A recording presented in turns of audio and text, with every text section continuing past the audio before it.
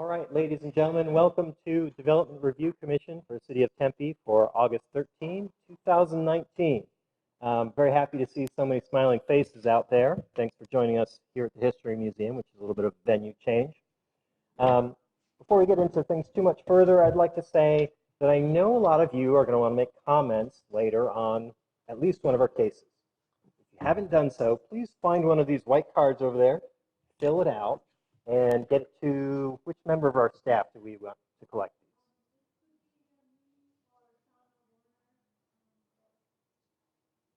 Yes. And if you get a card to those folks, it helps us keep track of who spoke, and we keep our notes clear. We'll get to that one in a little bit. Let me start with some preamble. The Development Review Commission is created to hold public meetings and hearings to provide analysis and recommendations to the City Council regarding general land use policies and applications where the Commission has recommendatory power, and to render final decisions on specified applications where the Commission has final decision-making power, including but not limited to all aspects of a proposed and future development.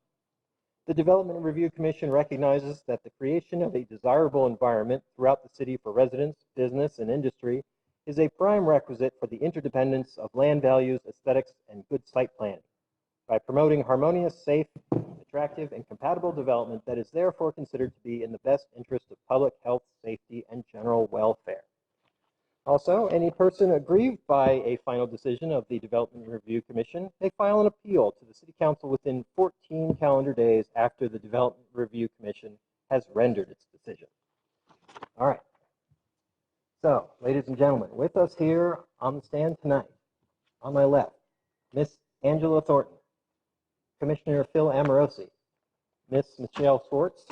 I am Chairman David Lyon. To my right is Vice Chair Michael DiDomenico, Commissioner Don Casano, and Commissioner Thomas Brown. Also from city staff, we have with us Suparna Dasgupta, Joanna Berry, Steve Abrahamson, Lee Jimenez, Ryan Levesque, Obina Kingsby, Dalton Guerra, Chad Weaver, and Ambika Adhikari. Also, Robbie Aaron. Almost missed it, Robbie. All right. So, first item of business. Let me talk about our agenda actually first. We're going to consider our meeting minutes, and then we're going to do our consent agenda. Anything that's on the consent agenda, we've reviewed and decided we should approve without further discussion, unless someone here wishes us to hear it.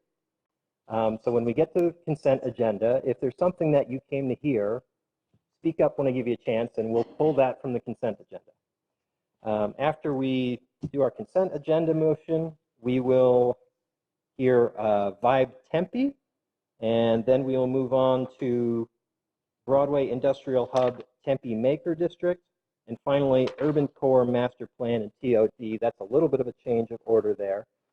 On the consent agenda, we have Rolling Hills Golf Course, SAC Gaming Lounge, and McCormick Residence. If one of those sounds like the one you want to hear, well, let's just ask. Does anyone wish to hear any of the cases on that consent agenda? All right, seeing none, we're going to move forward with it as it is. So, first item of business, let's consider our meeting minutes from the May and June meetings. We need to do those as separate motions. Mr. Chairman, I move approval with the corrections we discussed in the study session of the study session and regular meeting minutes for the May 14th, 2019 meeting. Second, Mr. Chairman. Okay, well put. Motion to approve from Vice Chair DiDomenico, seconded by Commissioner Casano. All those in favor by show of hands, please. Opposed, if any, and those in abstention. All right, motion passes 5-0 with Commissioners Thornton and Schwartz in abstention. May I hear a motion regarding the June meeting? So moved. Chairman, one question. Who was the second? Who seconded the motion? Second. Thank you. Thank you. Mr. Chairman, I move approval as drafted the minutes for the study session and regular meetings of June 11th, 2019. Do I hear a second? Mr. Chairman, I'll second the motion. All right, I'm afraid you're a little too slow this time. All right, motion to approve from Vice Chair DiDomenico and seconded by Commissioner Philip Amorosi. All those in favor by show of hands, please. And opposed, if any, abstain. Okay, motion passes 6-0 with Commissioner Thornton in abstention. All right, so now let's keep on rocking and rolling, go on to our consent agenda. We still have Rolling Hills Golf Course, Sac Gaming Lounge, and McCormick Residence. Oh, there's been a change. Shall I make this announcement? No. Okay. Shall I have a note passed here that tells me I've got the wrong last name. This is Angie Taylor joining us. Yes. All right. Well, I apologize for the Old not habits. being up to speed on that one. All right. So we will amend to have Commissioner Taylor with us. All right. So consent agenda. Do I hear a motion regarding the approval of our consent agenda? Mr. Chairman, I would make approval of our consent agenda, which consists of item PL 180207, PL 190167, and PL 190178. All right. Do I hear a second? Second. All right. Motion to approve the consent agenda from Commissioner Campusano and seconded by Vice Chair DiDomenico. All those in favor by show of hands, please. All right. Motion passes 7-0. Thank you. Okay, so let's move right on to Vibe Tempe. We have our applicant here for Vibe. Mr. Hewell now. Good evening. How are you? Very well, thank you. I don't know if you have planned to have staff make a presentation first, if you would like a presentation, or I know one of the commissioners in the pre-session mentioned he had some questions. If you'd prefer, I go straight to that. Well, I apologize. We've shaken things up a bit, and for undisclosed reasons, we've decided we'd like to have our applicant speak first. I suppose that may be to allow you to frame the issues, and we'll come back to staff afterwards so they can make any additional points if they wish to. If you're amenable, we'd love to hear from Absolutely. you. This is a pretty straightforward case. This is not a zoning case. This is a development plan review.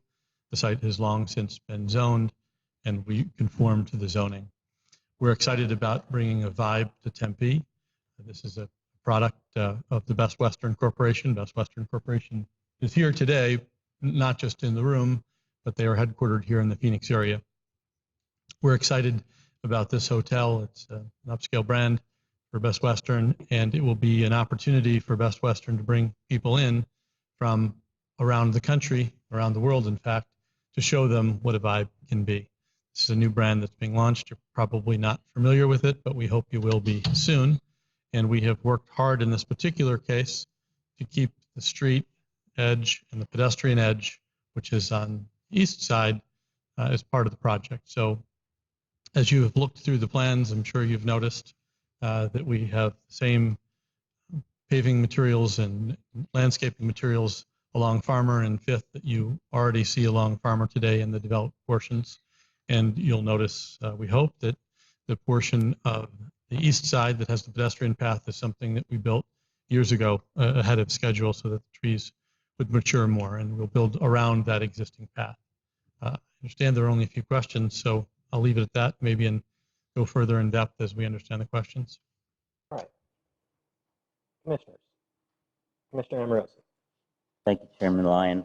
I'd like you to show me exactly, it's the staff said it was underparked, but you said there's shared parking. Could you show me where the shared parking is? And then are there any designated ride share parking spaces? So let me take those questions in reverse.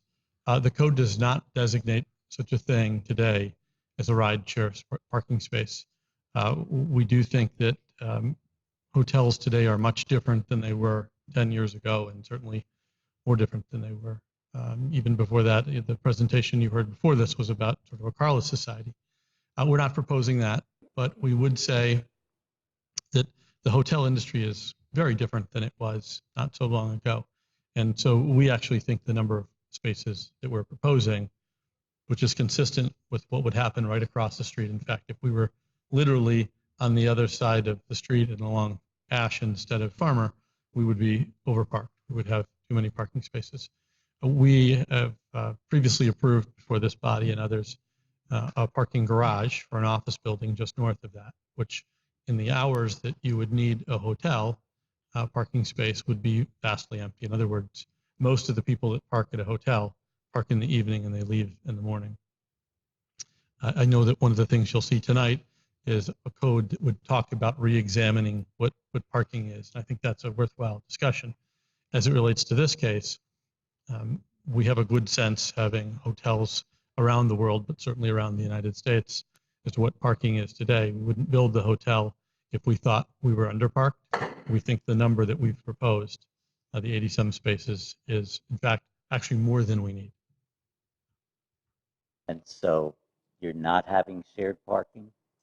We will have shared parking. The extent that we need it, we'll have spaces in other places in Farmer Arts, including that garage. Could you show me where that's going to be? I don't know if I have all of the documents to do that today, but if you look just at the very top of the screen, Parcel 2 has a garage associated with it. That's been an approved project, in fact. That's having plans developed now for permits. One other question. They're redoing the landscaping on 5th Street, and I noticed that you guys have palm trees in the patio. Could we do away with the palm trees because they don't really provide shade, and the shade trees that they are putting in would be a lot nicer? So it's an interesting question. You're right. We have worked extensively with the 5th Street plans, and we've uncovered a bit of a disagreement even between your own city staff. Some planning folks want a certain kind of plants, and folks in transportation would like another. We have worked with both departments to come up with something that both departments agree on. I would also add that we have some physical challenges in this location, in that there are some utility boxes where you see palm trees. We are limited as to what we can do. Those don't serve our property, they serve other properties in the city. But you can see the area where we have palm trees will be also dealing with some pretty big utility boxes. We'd also like to point out a couple of different things. Fortunately, this is on the south side of the street, which means the sun will always sort of hit the same way. And so you won't have, if this were on the other side of the street, you might have a different problem because you would actually get more sun being on this side of the street. North-facing buildings don't have the same sun treatment. The rest of the property, particularly along Farmer, has the same kind of trees that we've not only been proud to put in, but been proud that the photos exist in a number of places, including, I believe, the front of the general plan. It was certainly in process. The pictures in the street frontage was part of the general plan, and we were really proud of that. So I think that you'll find that there'll be a significant amount of shade. We would have a problem putting it in exactly the location that you've asked for it. So there might be less trees, palms, than what we see there. No, we can do that. Oh, Will be that, but we couldn't just replace them with shade trees. Gotcha. All right, thank you. All right, other questions for Mr. Human? Commissioner Brown. So every site in Tempe has a story. This is some historic area. You may remember the citrus packing plant that was just south of this, which is long gone. Well, just north of it, up where the restaurant is now, was the Thorns John millworking Thorns, shop. that's right. And John Thorns was I believe a third generation owner. I think they were established in 1918 or so and were in business for maybe 70 years total. In any case, there's a tank, the dust collection tank was on this site for several years. And I know that this isn't part of your design, and we're not going to tell you what to do with it, but it'd be really great if that could be incorporated somehow as a shade near the pool, or in some way have a little bit of that history maintained. It would actually maybe even go with the vibe of the building design. So a couple of different things. You mentioned John Thorne. Business partner Todd Marshall happens to be here today. I'm probably not thrilled that I will mention that he has a long history with working with John Thorne as well. So we're very familiar with the history of John Thorne. In fact, we worked with Sam Fox to put in Culinary Dropout, and they decided for any number of reasons not to use that dust collector. You probably also know, because I know you work right across the street, that it is being stored on our property now. That's because we took it and saved it from its otherwise not so pleasant demise. We have been in discussions with the city and to potentially find a way to put it in Fifth Street. We have found that not to be as easy as we would like because of the railroad, but I think there are still goals, aspirations of putting it in a very public place. And we'll continue to monitor that and save that until we find a location. Thank you. Okay, other questions for our applicant? I have one. Let me back up first and say I always appreciate your presentations, and it's always nice to have you here. I also noticed they're better when they're short, like tonight. My only question is regarding the stipulations. There are quite a few. Are there any that you wish to challenge, or are you happy with all of those? We're happy with all of them. We've worked very closely with Obinia Kingsby. He's been great to work with, and this is a challenging site in a number of ways, including the various departments that we talked about. And so I take the opportunity to thank him for all his work. We worked this out so that we are in complete agreement. Okay, well said. Thank you. Thank you. All right, Mr. Kingsby.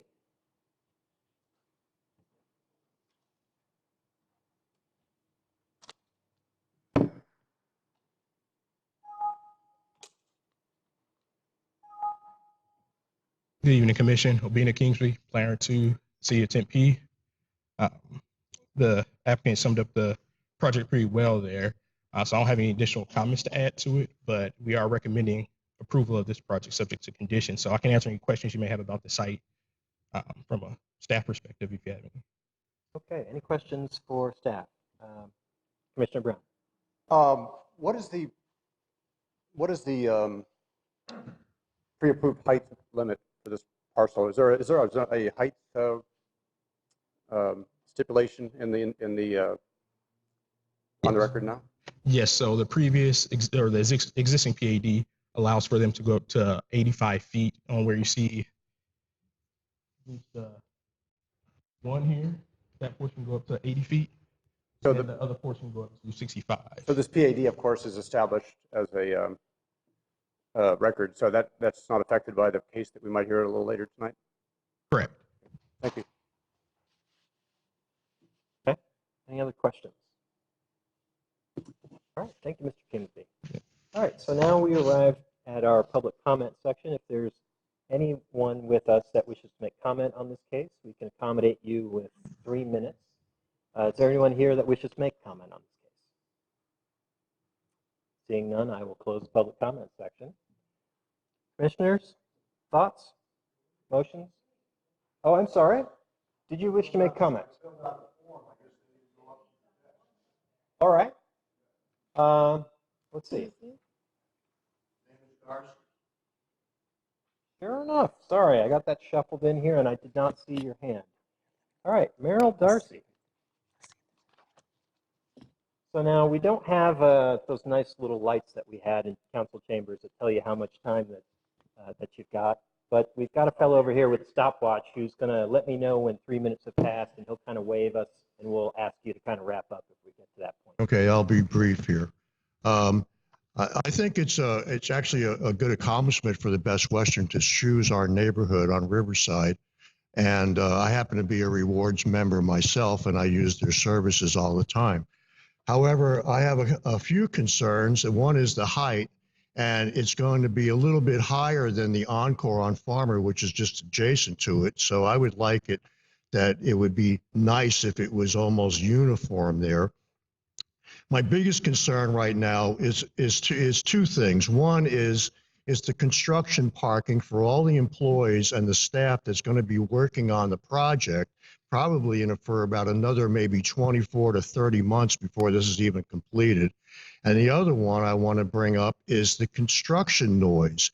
And I would like that the developer adhere to the hours of the city ordinance and not allow any nighttime or anything or deliveries outside of the hours of a city ordinance. And that's all I have to say about it. But I welcome the project. All right. Any questions for Mr. Darcy? Thank you. All right. Charles, do you wish to respond?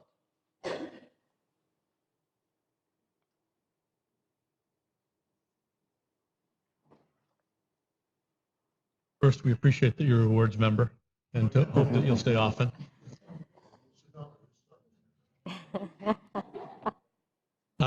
Briefly, obviously, height is not one of the issues before us. This is not a zoning case. This is a development plan review case, and we fit within the city's zoning standards. As it relates to the construction noise, and we will work with the city. There are other projects in the area as well, and the city has a process to monitor both when you can construct and how loud you can be and those kinds of things. We'll also work with the city on parking and other things so that the development services folks know how we'll handle that.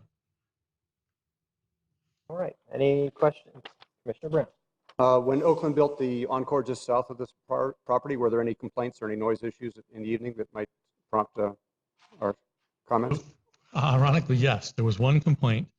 We had somebody who was very opposed to the project. We worked with him immediately. In fact, we ended up sweeping his driveway regularly. He ended up being a huge fan of Encore and thanking us publicly after the case was over for working with him. And he ended up for quite some time hosting a weekly barbecue with some of our residents. So yes, there was an initial complaint. In fact, the complaint was lodged before we even started construction. We proactively worked with that individual, and it ended up being a great thing. We learned from that experience to add grills to our projects as well. Okay, we look forward to that barbecue. Thank you, Charles. Quickly, I have a couple cards here that I want to sort out and make sure that you're not interested in speaking in this case. I have a card from Philip Yates saying that you wish to speak on case number 3, and this might be considered case number 3, depending how you read it. Where's Philip? Do you wish to speak on this case, Philip? You're going to get a second rebuttal there, Mr. Huelmantel. Good evening. I would just like to say that I do not welcome a 5-story hotel in the Riverside area. A 5-story hotel would just mean that we would have a whole lot of traffic within the boundaries of Riverside.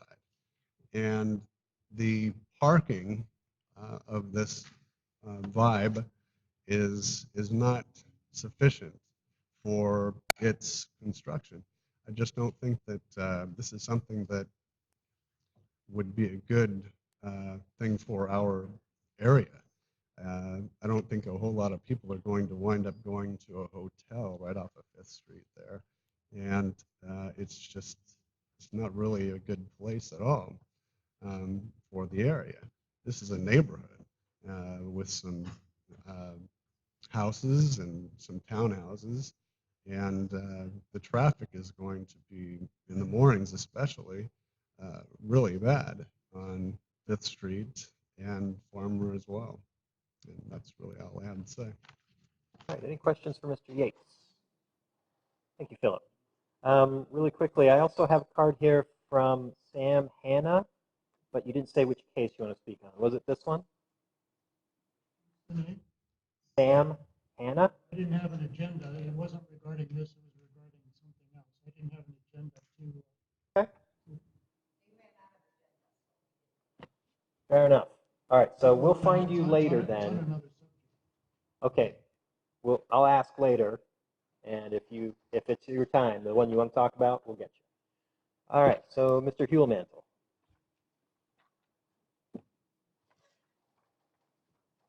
It might be a issue better discussed by staff, but I think the question is, how tall should the zoning be in this case? And respectfully, it's not what we're here to discuss tonight. It's the design itself, not the height. The height is already provided by right. Okay, any questions for Mr. Huelmantel? Thank you. Thank you. All right, commissioners. What do we think? Do we want to make comments? Do we want to hear motions? Is there concern? Then let's have a motion. I'll make a motion. I Commissioner move Taylor. that we approve PL 190161. Do I hear a second? Second. All right, motion to approve from Commissioner Taylor and seconded by Vice Chair DiDomenico. All those in favor by show of hands, please. And the motion passes 7-0. Thank you. So now we will move on to Broadway Industrial Hub, Tempe Maker District. We have,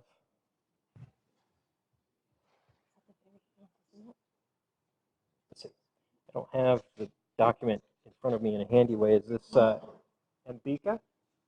Is this your presentation? Oh, I'm sorry, you're right in front of me. How terrible am I? All right, please, indulge. All right, do we have my presentation? Oh, sorry. There we go.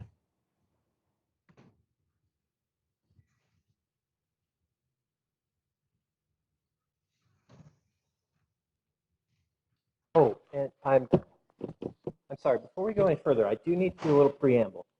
Folks, if you aren't aware, this is the first hearing for this, and this commission will not make any recommendations tonight. We will hear your comments, we will hear the presentation, we may ask questions, but we will not be passing any motions tonight. So if you wish to be heard, you can, but just so you know, this will be heard a second time on the 26th. So, sorry, with that. That's fine. Thank you very much. My name is Maria Lochner, and I'm with the Economic Development Department at the City of Tempe. And we're very excited to present this general plan amendment for the Tempe Maker District to all of you tonight. Thought I would start off with a little bit of history. The Tempe Maker District General Plan Amendment is really the outcome of a couple other projects that have been going on in the city. The first is the Innovation Hubs concept, which I'll give a little bit more detail on in the next slide. And the other is a council working group that we started in April of last year to talk about improvements that could be made in Broadway.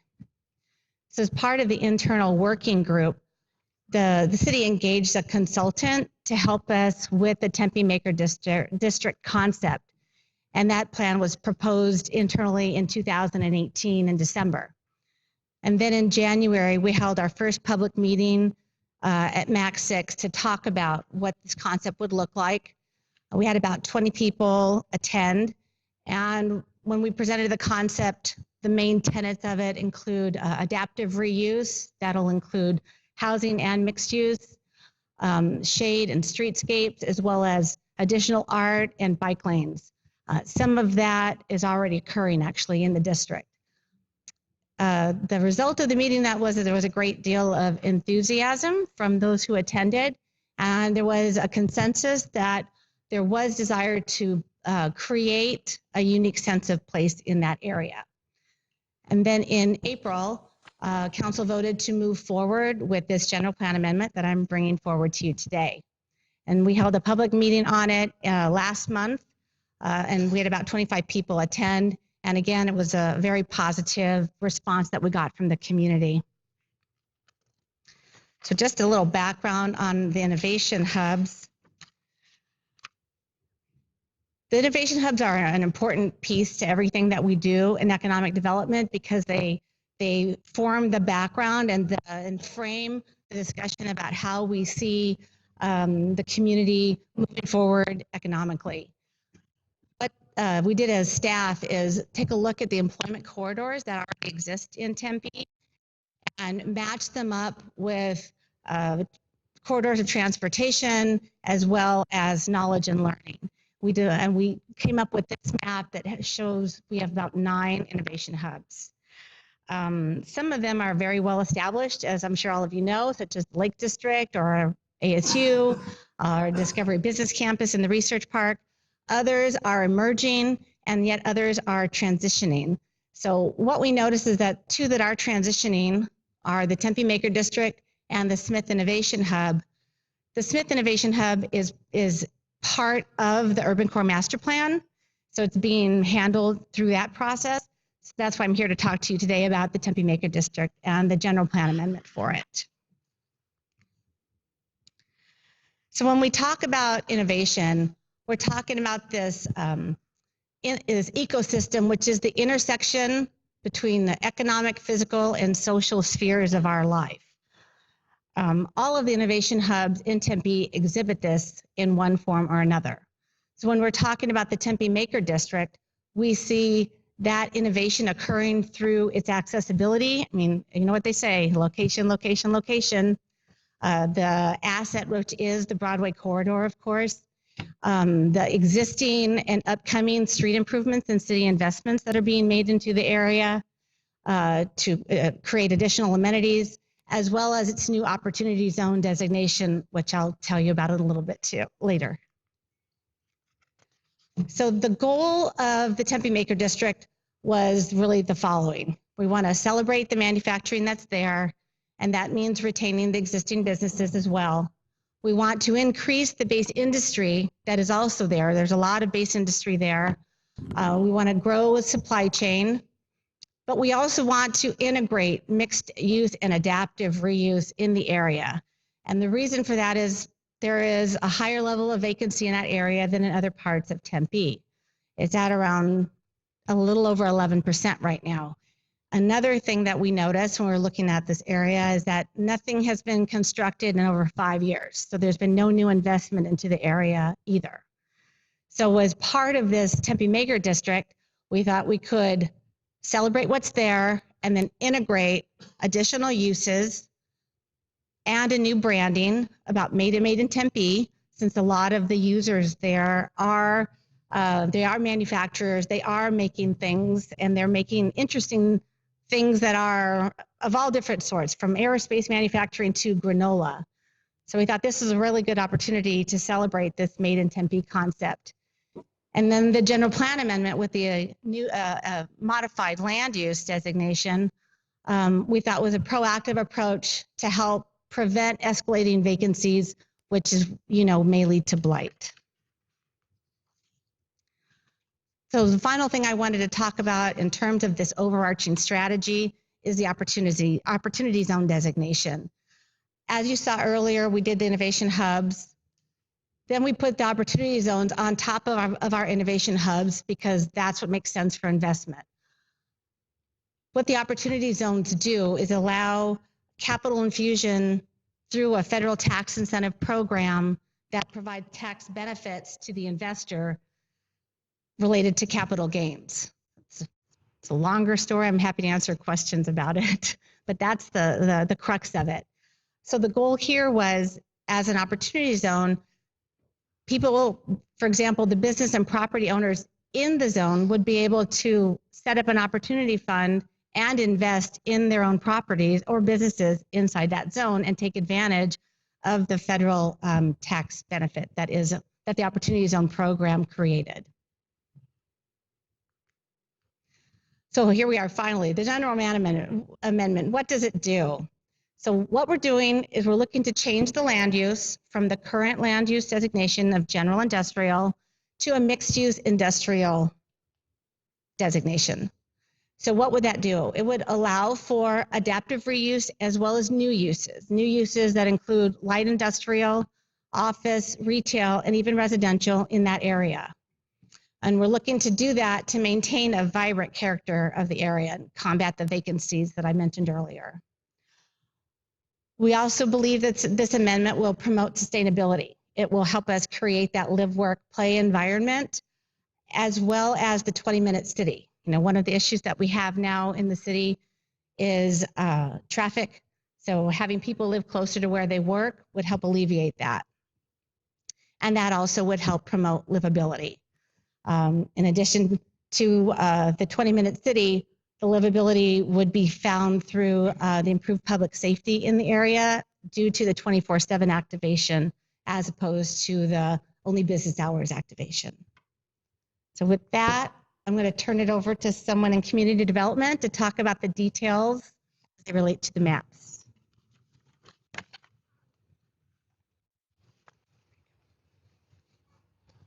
Good evening, Robbie Aaron, planner in long-range planning and community development. I'm going to briefly go over the current land use and the proposed land use designations. Currently, the land use for this entire square mile, almost the entire square mile, is industrial with some commercial land uses sprinkled along the arterials, Priest, Broadway, Southern. The boundary to the west or east is the Union Pacific Railroad tracks. We're looking to change that projected 2040 protected land use to a mixed use / industrial. So the current industrial uses that are currently allowed would still be allowed. And then you start to sprinkle in commercial uses that are also currently allowed, but by use permit. So you can have things such as office now, but you have to get a use permit in industrial. So this would allow it to change to like a mixed use or commercial designation where you can get those uses by right, rather than strictly industrial zoning designation where those require a use permit. The mixed use would also allow for residential to be sprinkled in along here. Currently, there are 0 residential densities in this area. So we're looking to change that from a 2040 projected residential density of basically nothing to add a residential density of 45 DU per acre along Broadway, and that goes about a quarter mile south into this area. You might be looking at me like, well, 45 DU, that doesn't exist now, and it's because it doesn't. It's a new general plan residential density category that we're going to be calling high density limited. High density limited will have a definition just like else. Mixed use industrial land use category will have a definition like everything else, and those text amendments are part of this general plan amendment. The rest of the area will be medium density up to 15 dwelling units per acre, which is a designation that exists at this time. The rest of the timeline, here we are, DRC, August 13th. As Chairman Lyon said, this is the first of 2 hearings. The second hearing will be August 26th, and that's where the board will make a recommendation to council. The first hearing at council, which will run the same way, the first hearing is for input only, will be September 26th, and then city council consideration for adoption of this major general plan amendment, October 17th. So Maria and I will take any questions at this time. All right, Commission, any questions? Mr. Chairman, one question concerning the proposed residential along Broadway. Looking at some of the uses that are there, like United Dairy and some of those things, you know, there's a lot of that would not probably change in the foreseeable future. So what are you're looking at directly on Broadway or just south of the first line of development there? You've got a lot of commercial or industrial along the street. Yeah, so a lot of that, obviously, it's a 2040 plan, so that's 20 years down the road. You know, we can't 100% predict what's going to happen 20 years down the road, but we foresee that area turning over to some sort of mixed use where the residential, with residential density right around that 45 DU per acre time frame. Like you said, the United Dairyman is there. Obviously, that's not going to change tomorrow, but it could change over time. And so we're here to prepare for that change and get ahead of that change and promote things that economic development sees as good and that the planning department sees as good in the future. The steps across Broadway, what is the designation across Broadway zoning designation on the north side? So Is that going to also incorporate some residential density, or? there is already the residential there, density just across north of Broadway. You Wrong won't, side. you won't be able to see it there probably. Well, so this line here is Broadway. So directly north, this pinkish color is cultural resource area. This light yellowish tan color is looks to be the same as the 15 DU per acre. And then this orangish color is the same as this medium to high density up to 25 DU per acre. So there's already some density across the way, aside from the cultural resource area, but it does exist. Vice Chair DiDomenico. How do, in the area now, there's an Elks Club, I think VFW, American Legion maybe had a presence in there too. Do those uses, will they continue to be compatible as this area develops out? Yes, we think all of the existing uses are compatible. Other questions? I will comment that I think this is a great idea. As the city of Tempe continues to grow, there will be more people showing up, and we always have concern about what happens to our beautiful old neighborhoods and where do we put new homes. And this is clearly an underused area. I think it's a great idea to open up the possibility that homes show up there. Thank you for your presentation. All right. So that really is the staff presentation. Is there anyone here that wishes to make comment on this case? I think most of you are probably here for the next one. Yes. If you haven't, you can fill one out later if you haven't already. Please just tell us your name. We're going to ask you to keep your remarks to about 3 minutes. Hi, my name is Connie Vickery. I just have kind of two concerns. It seems like a lot of these projects happen without the people in those areas even knowing about it or even really understanding it. I've tried to get some information on this, what's kind of going on in the city myself, and the information has been kind of difficult. And then when you come to these meetings, it's like you don't feel prepared because you don't really know where to get the information ahead of time. And so my two biggest issues is, how do you inform the people in these areas that all of these changes are happening? And how do you make that information understandable for those people? Thank you. Good comments. If you'd stay with us for just a moment, I'd actually like to address those comments. I think getting people informed is a real challenge. It really is. Even if you sort of scream at them, it's hard to get through. I'm glad that you're all here. You heard something at least, and it got you here. So that's great. And I think the nice thing with this process is this is going to be heard 3 more times before it can be approved. So if you don't feel like you've kind of gotten your full chance at it yet, you've still got plenty more opportunities. The city does all that they can to kind of get word out to people. We post signs and, well, I don't know all the things that they do, but the hope is to get people educated and give them a chance to find out about it and come speak their mind.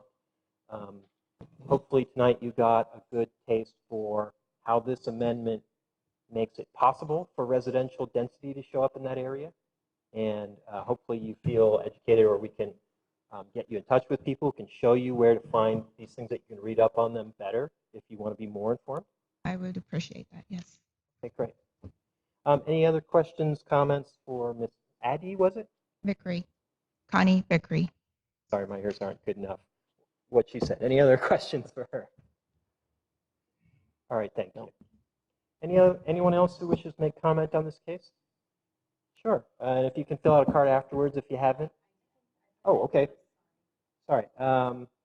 Is this Ed and Janet Cox? All right. Come on up.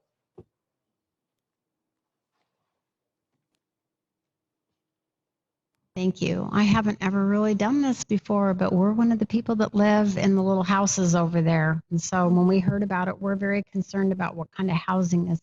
We actually love the industrial. It's quiet. It's just active during the day. So we're wanting to know what kind of, what the thoughts are for the residential that's going to go in there. And it's going to be rentals, apartments, what kind of housing it will be, please. We're actually on Alameda, which is right next to the railroad. So we want to know, is that where the residential's? I can't really tell by looking at that map where the residential is actually planned, if it's by us or if it's clear down by Priest. I don't really understand where the streets are. Please. Chairman, could you please get your name on the record for us? Oh, if you, yeah, Yes. name and city of residence. My name is Janet Cox and I live in Tempe. Thank you. Is that all you need? That's it. Thank you. So I see Ms. Lautner coming to handle the question. Is it possible to put the map back up? That's a very good question, and I apologize. I should have given you the boundaries ahead of time. So the boundaries are Broadway to the north, Southern to the south, Priest to the west, and then the railroad tracks to the east.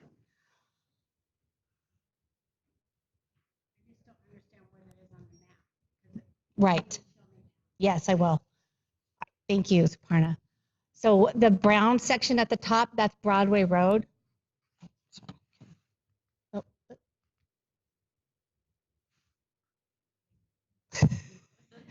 We're competing. Well, signing in on this thing. I'm doing it, yeah. Thanks, Suparna. Okay, so the brown along the top, that's Broadway. And then the dotted line going south on the right-hand side, that represents the railroad tracks. Does that answer that question? Yes, so your house is on the other side, right? All of it, the majority, we're looking at along Broadway, and that's that 45 dwelling units per acre that Robbie mentioned, and that would be multifamily to take advantage of the transit that's along Broadway. That's that dark brown at the top, yes. And the lighter color indicates that we could look at something that's at 15 units per acre, but the truth of the matter is this is only a land use designation, not zoning. So if a project were to come in, they would have to go through a process and it would have to be determined if it fits or not. So not everything would fit automatically.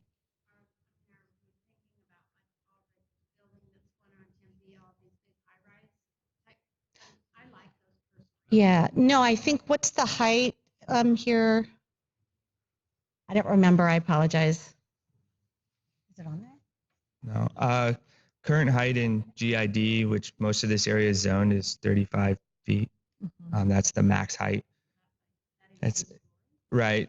Like Maria said, though, in order to get residential, they would have to rezone to something like MU4, is a very common mixed use category. And so to get residential, it would have to be rezoned. So then the height would be determined by whatever zoning category they rezoned to.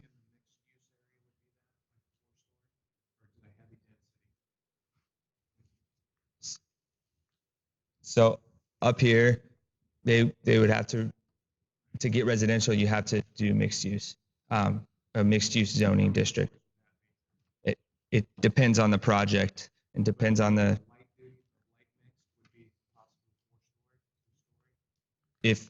yeah, potentially. I can't speculate on how tall things are going to be because one, I don't know what zoning district they would go to. There's multiple, there's MU 1, 2, 3, and 4.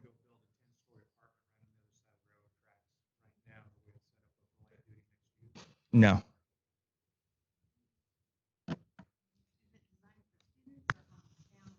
There's Chairman, currently no. We cannot pick up the recording if you're talking from the audience. You have to speak on the microphone, otherwise it's not going to get on the record for us. I apologize. I'll repeat that question. The question was kind of what's the housing for students or otherwise. There's currently no project. This is not a project-based general plan amendment. This is a major general plan amendment that came out of the council working group to make this Broadway Maker District. So there are no projects proposed with this particular agenda item. All projects would come from later on, and they would have to go through another process to be approved by DRC. And if they are rezoning, it would be a council approval as well. Yeah, so if I could jump in here real quick, the way I was thinking of it is this doesn't tear anything down, this doesn't change anything, it just makes it possible that someone could propose something. They still have to get all the approvals, it still has to fit, it still has to work. It's just now, it's a possibility. There might be some homes showing up in there. The other thing that I wanted to do is say we've kind of broken with form a little bit there, where we did a little discourse back and forth, which I think was okay in this situation because we didn't get out of hand. But I think this next case we're coming to, there's probably a lot of strong feelings. So I'm going to insist that we not banter back and forth on that one. You'll get your time, and then there'll be a response. But I think this worked okay this time. All right, thank you. So, You wish to make comment? Okay. If you could fill out a card after you're done, please state your name. Yeah, my name's Tim Palmer. I'm a Tempe homeowner in this section by the railroad tracks along Mill. I'm a longtime Tempe resident since 1963. I think this is the most dynamic project that I've seen hit Tempe in the inner city core. And I've been to all the meetings. I think this is an incredible project. And I've sort of heard through the grapevine a little bit that this doesn't have unanimous approval from some of our elected officials. And I would hope that this project moves forward. My commute to work goes along Broadway every day, and I understand that this is going to include a streetscape plan for Broadway. So I think that's a real positive thing for this district. But just the fact that this is going to be completely a new concept for Tempe in an area that clearly has declined, and I welcome it. I think it's a great concept. Thank you. Sure. Any questions for Mr. Palmer? Thank you. All right, real quick. Anyone else wishing to make a comment on this case? Mr. Palmer, when you get a chance, could you? Sure. All right, we got to make sure we get that. All right, I'm going to close the public comment section then. Thank you, Mr. Abrahamson. So, Commission, do you have any questions that you want to ask? Commissioner Amoroso. Thank you, Chairman Lyon. It's not a question. I just want to say, since I won't be at the next meeting when we make a decision, that I also think this is a good idea because you're giving more options to that area. And if you just look at how the west side of Priest has been developing in the Fountains Park over there with residential and business and the college, I think that will naturally bleed over to this area and help that all out and create a good synergy for that area. So I'm for this project, for this designation. Thanks. Well said. Well said. Anyone else wish to make comment? All right, folks, then we have heard that case. We are not making a motion on it, and we're going to move on to our next case, which I don't have. What's the proper name? The Urban Master Corps and TOD. Thank you.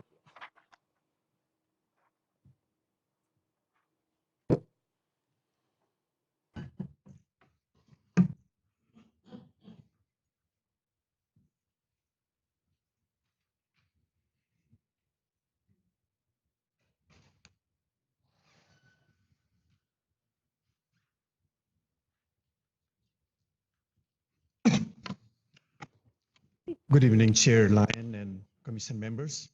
My name is Ambika Adhikari, Principal Planner with the Community Development Department. And today here we are talking about the Urban Core Master Plan in the Urban Core District, which used to be called the Transportation Overlay District.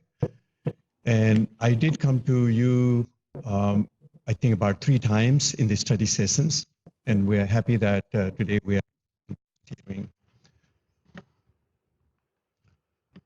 So the council gave us a direction to prepare and go ahead with the 3 types of planning.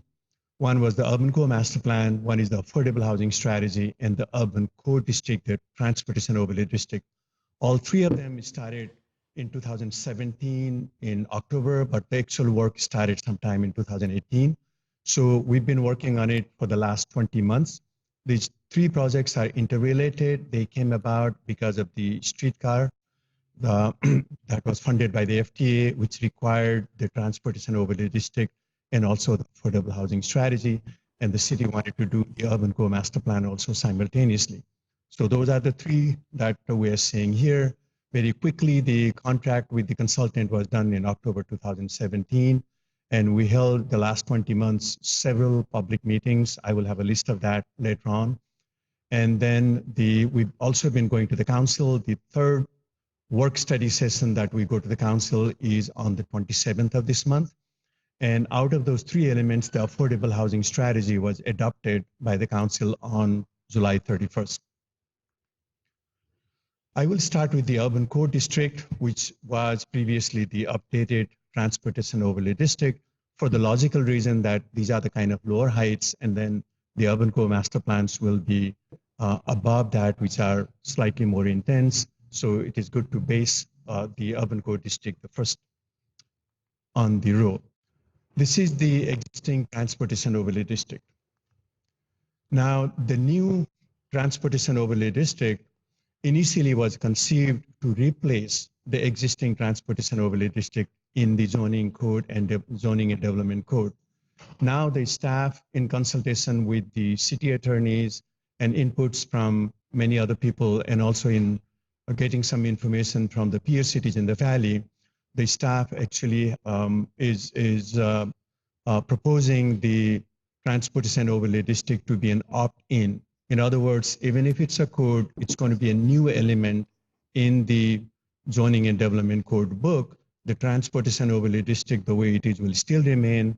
And this will be something that the owners will have an opportunity to opt in depending on where they are located. As I describe this, I will mention how people can opt into that by signing a piece of paper and then get basically rezoned to a new district. So that is optional. That I think I wanted to make it very clear because we do get a lot of calls.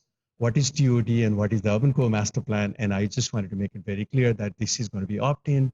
And when I talk about the urban core master plan, again, I will emphasize that that's a policy level document, doesn't change any underlying zoning, both of them. The updated transportation overlay district that we want to call urban core district, it's a little kind of a different name, but because we'll have the transportation overlay district in the book, it will be confusing to continue to call it a TOD. So the TOD in the book remains. And also because we'll have an urban core master plan, we wanted to not confuse it with urban core district, so we'll call it urban code district. So just to avoid confusion, that's the name. And we also got inspired by Phoenix because they have a walkable urban code, WOO. And Mesa has a form-based code, which kind of is something that people go through an opt-in process, both of them. Both Phoenix and Mesa have that zoning available as an opt-in process. So this particular urban code district is crafted kind of semi-form-based. It's a hybrid. There's a lot of really finer details to make the district really, really pedestrian-friendly and have shade and have sustainability, really good amenities like the state-of-the-art that other cities are doing. So it's crafted like that. When people want to opt in, it will be really good for the city. So this will include 7 different zones, which also in the next slides.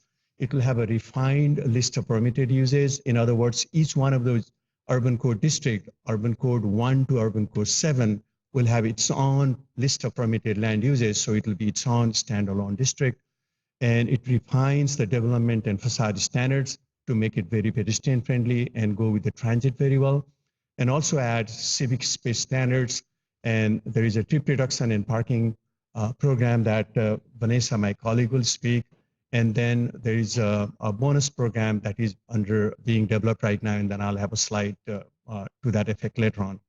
I should mention right in the beginning that although I'm making this very brief presentation, there's a whole team of us here with Chad and Ryan and Robbie and Vanessa who will be responding to any questions that we have. So it's a team that we are here.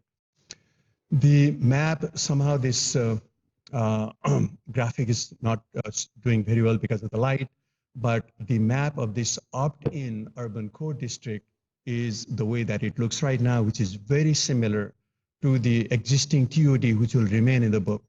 But this is something that you will see there are 7 different districts, all the way from highest intensity in the downtown to the UC7, which is close to the Maple Ash corridor, the gray ones along Mill, and let me see if this works. Maybe not. Along Mill and University, and I'll describe a little more detail of that. So there are like 7 different UC1 to UC7. Those are 7 different refined categories of the urban code zones. They will have different heights, different land use categories, and different standards. Somewhat similar, but graded according to where they are. In the downtown and in the more arterial streets, it's a little more intense and urban. And by the time it goes to single family homes and cultural resources areas, it really gets toned down in terms of height and use intensity, and it kind of blends in with the single family homes. And as you can see from the previous map, all the cultural resources areas, many of the historic areas, and the single family homes and established neighborhoods all have been avoided. So the urban core district is pretty much along the transit, along the station, and along where the development can occur, and again, opt-in.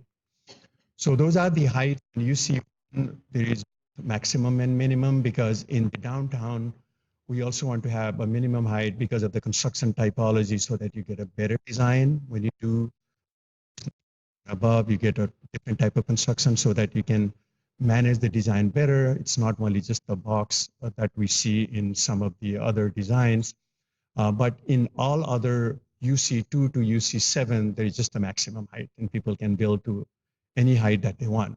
And then there are no density requirements on UC1 and UC2, but there are density requirements that gradually decrease as we move along to the residential area and the low intensity area all the way to 20.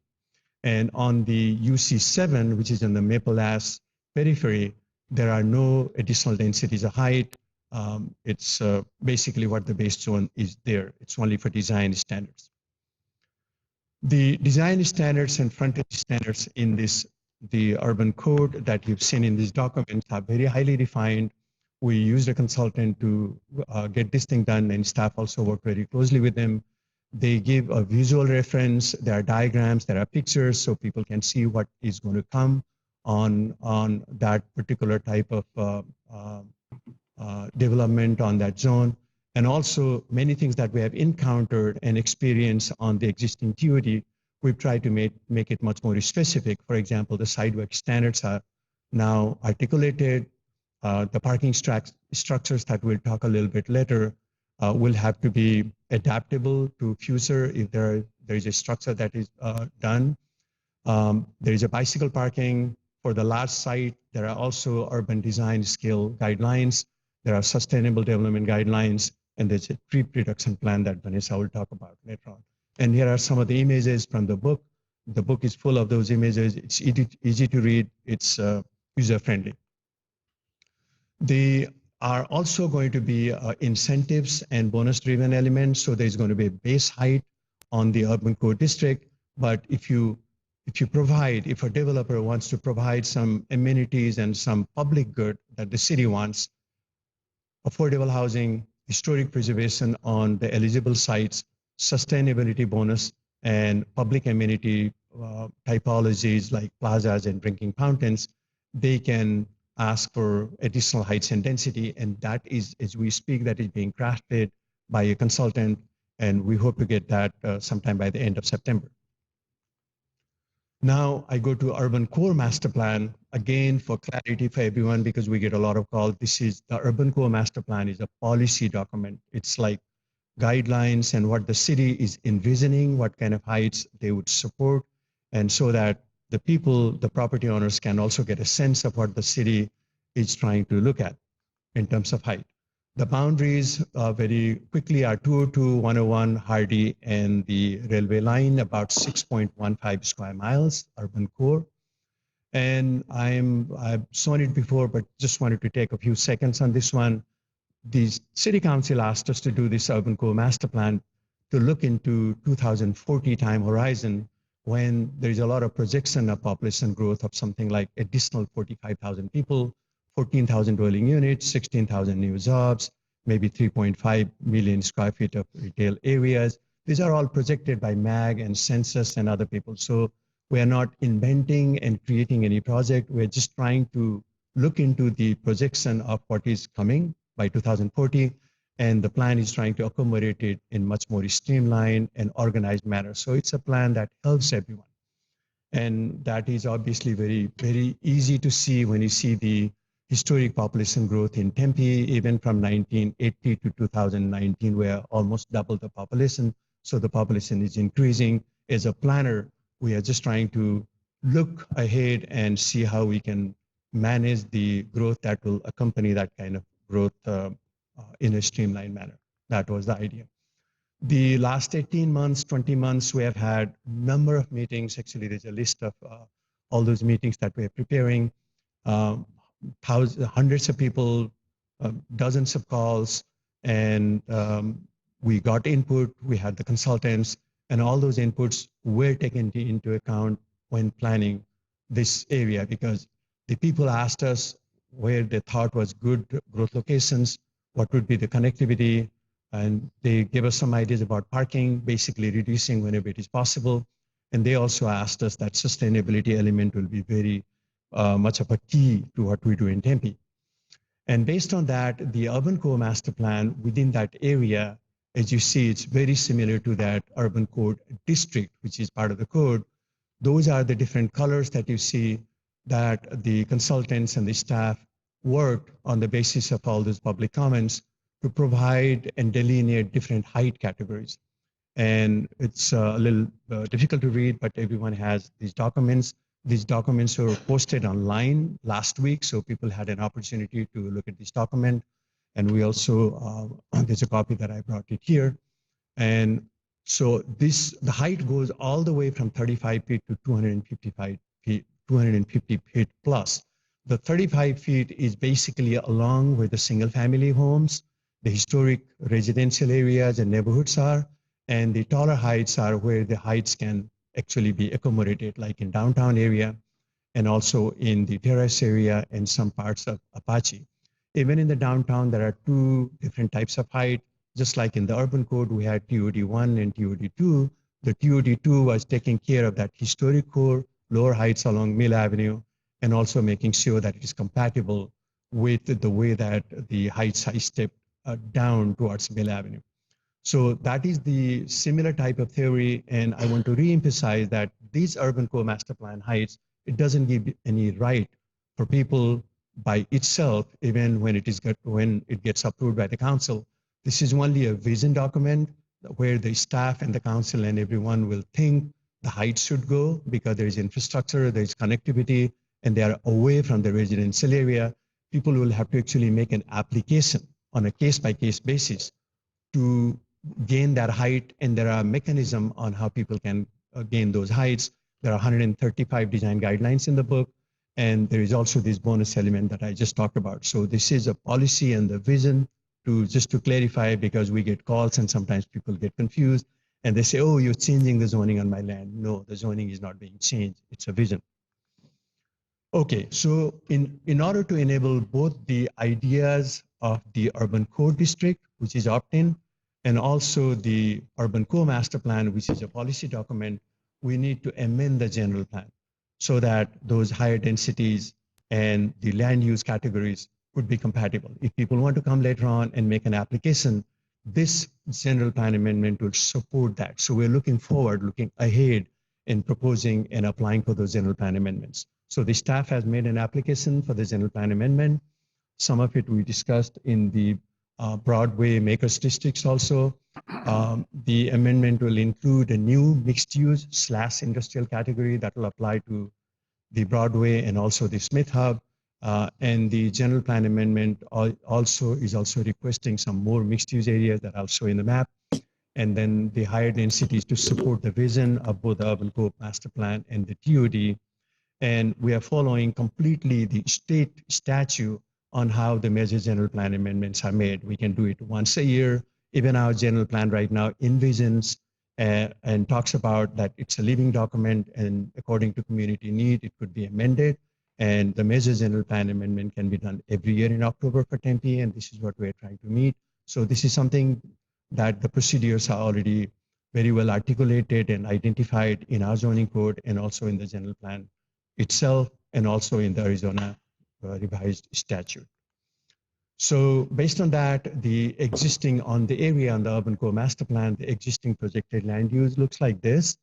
The one that we're proposing looks like this. You'll see more gray because anything to do with the transportation overlay or transit-oriented type of development or higher intensity development or pedestrian development needs a mixed use. So basically, there's a lot of mixed use category that we are proposing to support those visions that I just talked about in the urban code and also on the urban core master plan.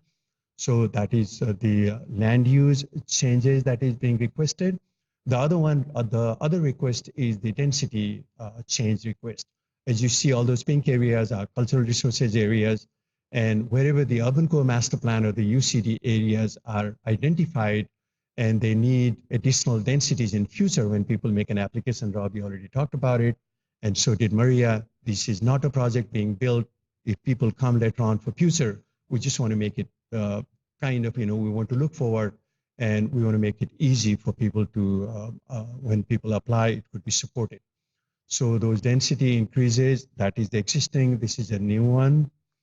And then the urban core master plan, again, to give you a very brief synopsis of those big documents that we're talking about, it includes, it's about 100-page document. It has urban design guidelines, it has development guidelines, it talks about public realm in detail on how to do the street pedestrian connections, public arts, and so on. There are guidelines, 135 of them. And there's also a big sustainability sections which talks about how to make all of those developments sustainable, and there are guidelines to that impact and effect also. Okay, so as things stand, there is a base zoning people can build to. There is an existing TOD, which is already in the books, people can build to. If a property owner opts into the urban core district, then that is the transit overlay district line in the middle that you see, people can build up to that. Beyond that, the bonus program will give them a little bit of a boost, depending on if they provide affordable housing or sustainability, or if it is a historic site, if they guarantee the historic preservation, they get a little bit of a bonus to boost it. And beyond that, the urban core master plan is showing some heights that people can apply through either a development agreement or maybe a planned area development. We still need to work that mechanism, but it has to be applied on a case-by-case basis. All this sort of policy plan will do is it will help us and the council and everyone to see where we are looking. The growth, all that being projected can be well streamlined and well managed. Okay, so to support those, we have some transportation ideas on connectivity, and Vanessa will talk briefly on that. Hello, I'm Vanessa Spartan. I'm a transportation planner in the Engineering and Transportation Division. The Engineering and Transportation Department, I should say, has been working with community development over the last 2 years to really tackle this issue related to the amount of growth that's anticipated to come to the Tempe area. So we're looking at it from a transportation standpoint of not only kind of making sure our transit investments are wise, but also knowing that with new development, we know that that also can generate traffic. But there are strategies that other cities have put in place to help mitigate that traffic impact. And that's really what we've tried to focus on in this process. So we're taking basically a three-pronged approach to the connectivity or the transportation priorities of the urban core. So the development type that Ambika has been talking about, there are some efficiency gains that happen in mixed-use development. I like to think of the idea of somebody lives in the apartment, might walk downstairs to go to the corner market if there's a corner market on site. So there's those sorts of gains that occur that it may not be that they're getting in a car every time they have to go somewhere. We've also put some things in the design guidelines related to kind of the street connectivity. If there's large blocks, how do the large blocks get broken up into smaller blocks to make it more easier to walk around, things like that. We've reduced the parking requirements. So when development thinks that they don't need the parking, then we're not going to say necessarily that they need to provide it, so long as we see the strategies that help to reduce the amount of vehicle trips. We will continue as a city to invest in mobility options. So that might be walking and cycling, but also high quality public transit investments and looking at emerging transportation options like ride sharing, car sharing, bike sharing, all those different micro mobility topics that are being discussed. And then the big one that we've incorporated through this process and we've taken and we're starting to incorporate in our different policy documents in the Engineering and Transportation Department is utilizing our existing traffic impact study process to ask for trip reduction strategies at the time of development. So I'll talk about that one a little bit more in just a second. One of the things that's illustrated in the design guidelines are some conceptual prototypes of the pedestrian realm and the streetscapes or the street patterns that we'd be looking for in the urban core area.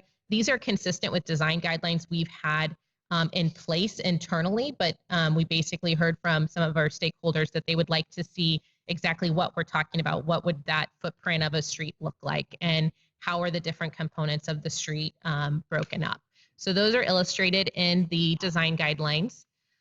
On the parking subject, so we've reduced the minimum parking requirement specific to the different subzones. So in more urban areas with lots of transit investment, there wasn't as much of a parking reduction, but in areas, or there was a larger parking reduction. In areas that are adjacent to residential areas, we didn't have as much of a parking reduction. So we're very specific to kind of the context of the area of the development. We've created a maximum in the parking allowance, and then we have some exception processes for both of those.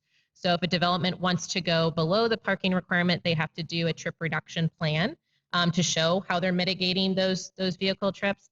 And if they want to go above the parking maximum, then we have some things in there that we call future proofing of parking, whether that's looking at the next life of the parking structure or looking at going underground to reduce the visual impact of the parking structure. We've increased the minimum bicycle parking requirements by each subzone, and we've included some different parking reduction strategies to be considered. So the growth that is anticipated in the urban core area, I think Ambika did a really good job of articulating how we've tried to target that growth. And what this map really illustrates is that we took that, we overlaid it with the transportation and transit service that we either have in place today or that we anticipate or are planning for in the future. So the lines on the map illustrate bicycle, pedestrian, and transit connectivity, or improvements that would reduce the impact between vehicles and those modes. So the idea is we're trying to get efficiencies within the transportation system by increasing the amount of people that are using walking, biking, and transit to get around. And that's where we get the largest gains in how our system could move about in the future. The trip reduction strategy. So this is something that we're putting in the urban code district that Ambika talked about. We've heard some comments that it would be really good if this actually synced up to our traffic impact study process. So we're working through our internal policy document on the traffic impact study procedures to incorporate these strategies too as additional mitigation options that developments can do. So what this looks like is basically any development that generates between 75 and 149 peak hour trips, we'll be asking for them to reduce their vehicle trips by 10%. And to get that target, we've listed out the different strategies and then assigned basically point values that are equivalent to how effective they are on reducing vehicle trips. And then the level 2 of the trip reduction plan is for developments that generate 150 more peak hour trips, and we're asking for a larger trip reduction target in that category. We may also be asking for annual reporting if they are taking a pretty significant change in their transportation demand management strategies in that larger category. And then one of the big policy things that's presented in the urban core plan is that the city should consider creating what's called a transportation management association. So this would be post-development, but the idea would be supporting businesses, property owners, and property management companies in maintaining these travel demand management strategies over time. There's about 60 of them across the country. We don't have any in Arizona yet. And the idea is that it provides a mechanism for businesses and property ownership to pool resources together. Maybe they decide to share shuttles or they decide to do other sorts of things, but it basically is an organizational structure to support our development community in having commute solutions for their employees and their tenants. And I'm going to turn it back to Ambika. Thank you, Vanessa. So like Vanessa said, if we have this plan, then it will be more comprehensive because we'll have the traffic and transportation also kind of thought about. And then also, as you saw, it is going to be much more streamlined. In the absence of the plan, people come and make an application because there's a market, there's a growth act taking place, and things come to you and to the council one at a time without any coherent strategy. So we really think this will really help the city and help everyone. And here is the process that we're talking about. Like Chairman Lyon mentioned, there are going to be at least another 3 more hearings, 1 with the DRC and 2 with the council. But the last 20 months, we have met with many people. We've gone to commissions, maybe 2-3 times. We've also gone to the Chamber of Commerce. We've gone to DTA. We've gone to anybody who wanted to hear us, to the neighborhoods, to the Citizen for Vibrant Apache, to ASU. We've been meeting with people. And even the surveys that we put online on 2 times, each one of them, I think we got something like 122 people writing in. So we've also kind of compiled them, and that has also become a basis on what we've done. So it gives you a list of the public meetings and the presentations that we've been making. And for the general plan, we also held 2 meetings. Only one was required, but we held 2 on July 8 and 22. We met many of you on those 2 meetings. And this is the first DRC for information hearing today, and 26th for your recommendation. And then we go to the council work study session on August 27th, which is again an open public meeting. And then the first hearing by the council on September 26th, and city council consideration on October 17th. So that is the plan. And we are here in the whole team to respond to any questions and listen to any other comments. Thank you very much. Thank you. Excellent presentation. All right. So, commissioners, do you have any questions that you wish to ask at this time? Commissioner Taylor. For the presentation too. I'm wondering about these trip reduction strategies. We've heard one, which is sharing a shuttle maybe. Can you give me a few more examples of what those might be? Yeah. So basically, we've divided them into 3 different categories. So one category is parking reduction strategies, and that would include if they provided carpool or car share parking to help reduce their parking impact. We've also included a couple, I think we have about half a dozen different types of parking reduction strategies. We also have what we call employer scheduling policies. So if, for example, it's a large office development and they have their primary tenant in mind, they can work through with their tenant on, will they be doing a compressed work week or doing flex scheduling or teleworking? All of those things help to reduce the traffic impact. So we're going to give credit for when that is provided. And then the third category is what we call our alternative mode strategies. So that might be that, you know, whether it's a residential multifamily development or an office development, maybe they provide a program that helps the tenants purchase discounted transit passes or rideshare passes. Those are just some of the strategies. There's maybe about 24 different strategies that we have that we've drafted in the policy as far as different solution sets. And the great thing is there's a lot of other cities in the country that have done this, and there's been a lot of research on it. So there's a lot of evidence of the effectiveness of different strategies. So we're able to take those lessons learned and then assign basically appropriate point values to those strategies to help with that. Thank you. So on the credits or the points, what did those, like, tell me what they get out of, what is the perk for them with those credits? So basically, typically in traffic impact studies, we're asking for capital improvements on a site or development or off-site or downstream. We're getting to the point in an urban area where we don't have as many of those asks. So what we would be saying going forward is look at travel demand management or trip reduction as a first solution set. And how can you first start by carving off the amount of trips that would normally be generated at a site? And then what we found in other cities, what developers like about that is that if we give them the a la carte options, they can pick and choose what's going to be right for their tenant or their development. And then they also potentially make that a marketable solution set for them as well. So it's kind of a win-win scenario that's been very effective in other cities. Thank you. Sorry. Go ahead. You might ask my question. Go ahead. All right, Commissioner Casano. Amika, a question for you in context of everything, but one of your comments was that a property owner can opt into the urban core district. Yes. Okay, so let me explain it. That clarification. So we are here for 3 things today with you. And then it's, you say there are 4 other public hearings. One is the urban core district. That is a new name for the transportation overlay district. Okay. because the existing transportation overlay district will remain. We just wanted to choose a new name to avoid confusion. There will be a new district on Part 5, Chapter 1A, on a special zoning district. It should be added into the zoning ordinance.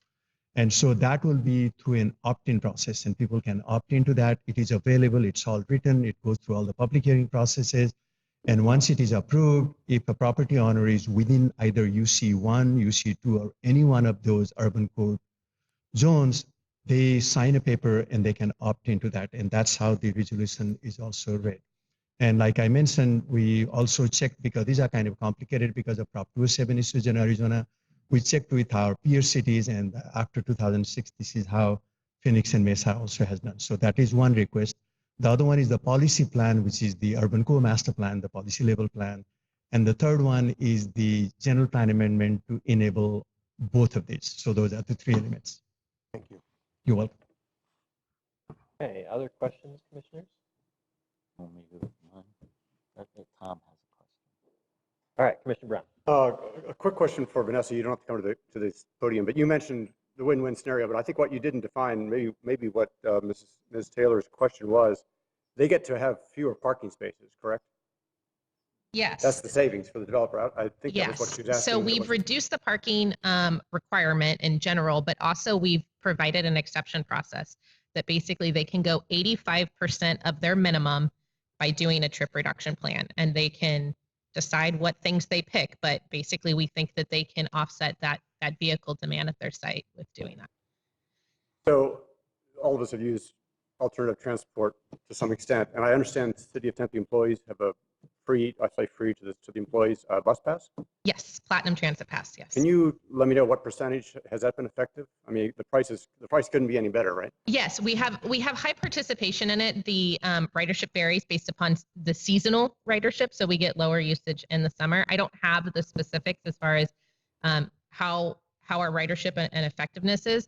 We've looked also when it comes to these transportation demand management strategies, and actually where this region might benefit the most is if we got a little bit smarter about how we do carpooling and really encourage and incentivize carpool strategies. So we're even talking about the idea of people just choosing not to drive alone.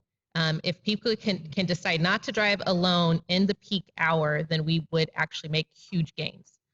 But yeah. They get the shaded space. Huh? They get the shaded parking space, right? Well, yeah, and so that's one of the things. If we call that like the preferential parking, is if they're closest to the door, or shaded, or other elements. Yeah. Oh, I have one more question, I guess, for Ambika. So now we all clearly understand this isn't optional. You can buy in. So tell me why a developer would want to do that. You had the little graph that showed the different heights, and they get to be higher and higher as they opt in. So my concern is that since PADs kind of rule the whole story now, we see PADs that are of right. My concern is that a developer would say, I'm meeting the intent, and here's my PAD. I want to go 250 feet.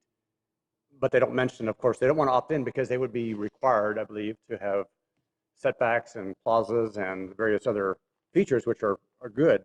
I'm a little concerned that this is making a PAD target too easy. I really want some performance, so I will respond part one, and I'll ask Ryan to help me on that one. So on the urban core district, the motivation for people to opt in, if their property lies, for example, let's say in UC3, right? It gives you 90 feet height. They don't have to go through a rezoning process. They don't have to do a PAD. There's no uncertainty. Once they sign the paper, they get that zoning. So it's so simple. And so that would be the motivation. In addition to that, there's also a bonus element. If they want to go a little more height, if they provide certain things, then they get it. It's going to be a much better system than the PAD. We, as a planner, PAD is not something that we love, right? It's a matter of fact. This planning effort is actually to streamline that process so that in the urban core district, it is by right, and even in the urban core master plan, which is a policy level document, if your property lies within that, then we are kind of, at least we are saying that kind of height is appropriate on this location. And we are also trying to do that general plan amendment for them. So it will also be easy for them to get into that kind of height. But Ryan, you probably want to add a few things. Two different things. Ryan LeVake, City Tempe. So when we first undertook this effort in developing a draft new TOD, we had the full intention to create an overlay district. That overlay district was going to be imposed upon the properties in those locations and their areas. But we are faced with the Prop 207 Arizona, protective property rights. We had to maintain the TOD, and we had to create an opt-in procedure. And so now we're creating a new zoning district. If this gets adopted, basically an applicant would potentially have three options. One, they could decide to work within the development rights they have under their current zoning district today, whether that's just a standard CC zoning district or it's a CSS with the transportation overlay district. They have those abilities to work within those development rights. Or they could opt into this urban code district, which would basically build in specific heights and densities in a defined area and location, gives them some incentives. And then there's some elements too that we want to see certain specific design aspects of the project and the design. And if they select that process, that zoning district is not eligible to be modified through a PAD. So there's no amendment to those standards in that district. So essentially is if they come in, opt into that zoning district, they're applying for a development plan review, and they come through that standard process of a public meeting to you all, the Development Review Commission, to make a decision. So it's a little faster track timeline process.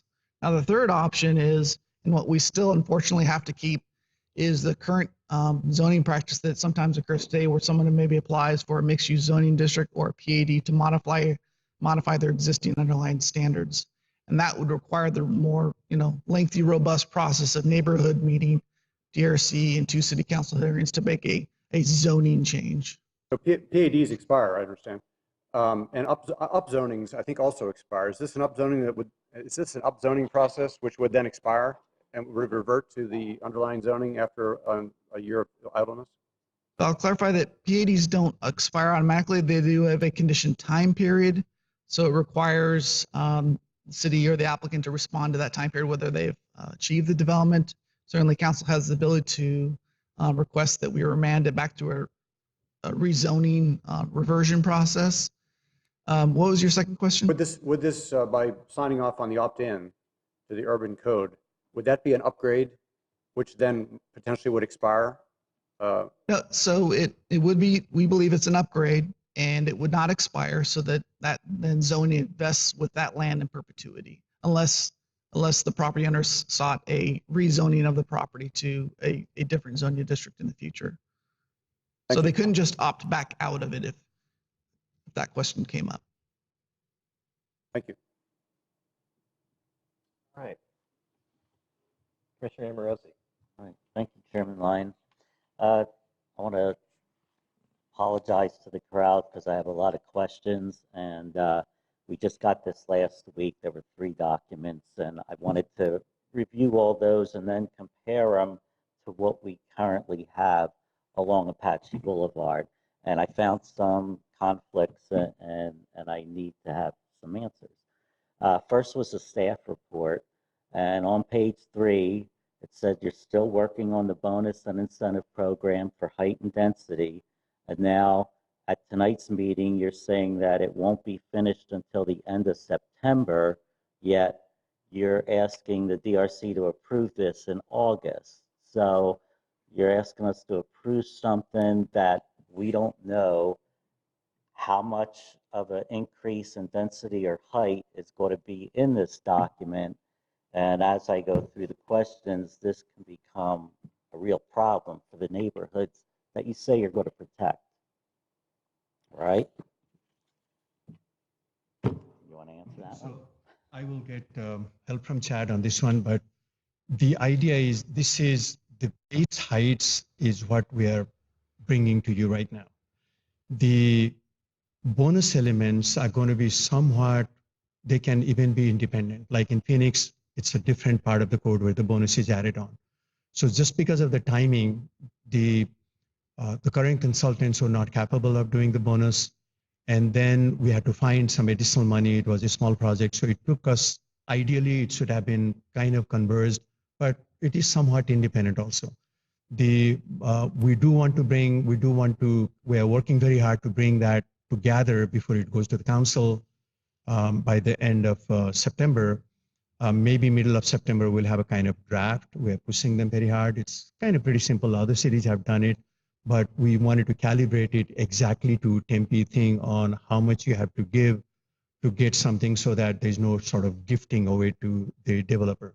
But it is the what is in front of you is the base height. All those heights are very well defined on the urban code district, and on the urban core master plan also the heights are kind of defined. The bonus element is something to keep in mind. Hopefully we'll be able to bring something as a draft to you as soon as we can, but for many logistic reasons, this is where we are. Anything you want to add, Chad, on this? So, all right, we'll see on that, because my experience is developers will go for as much increased height and density as they can because they'll make more profit. So, and that's Commissioner, that's exactly the reason we did not feel comfortable copying and pasting from other places and wanted someone to actually do that analysis on what kind of construction and what kind of typology and what kind of heights will be appropriate when they give certain number of affordable housing units and so on. So it's just kind of commensurate. You wanted to add something?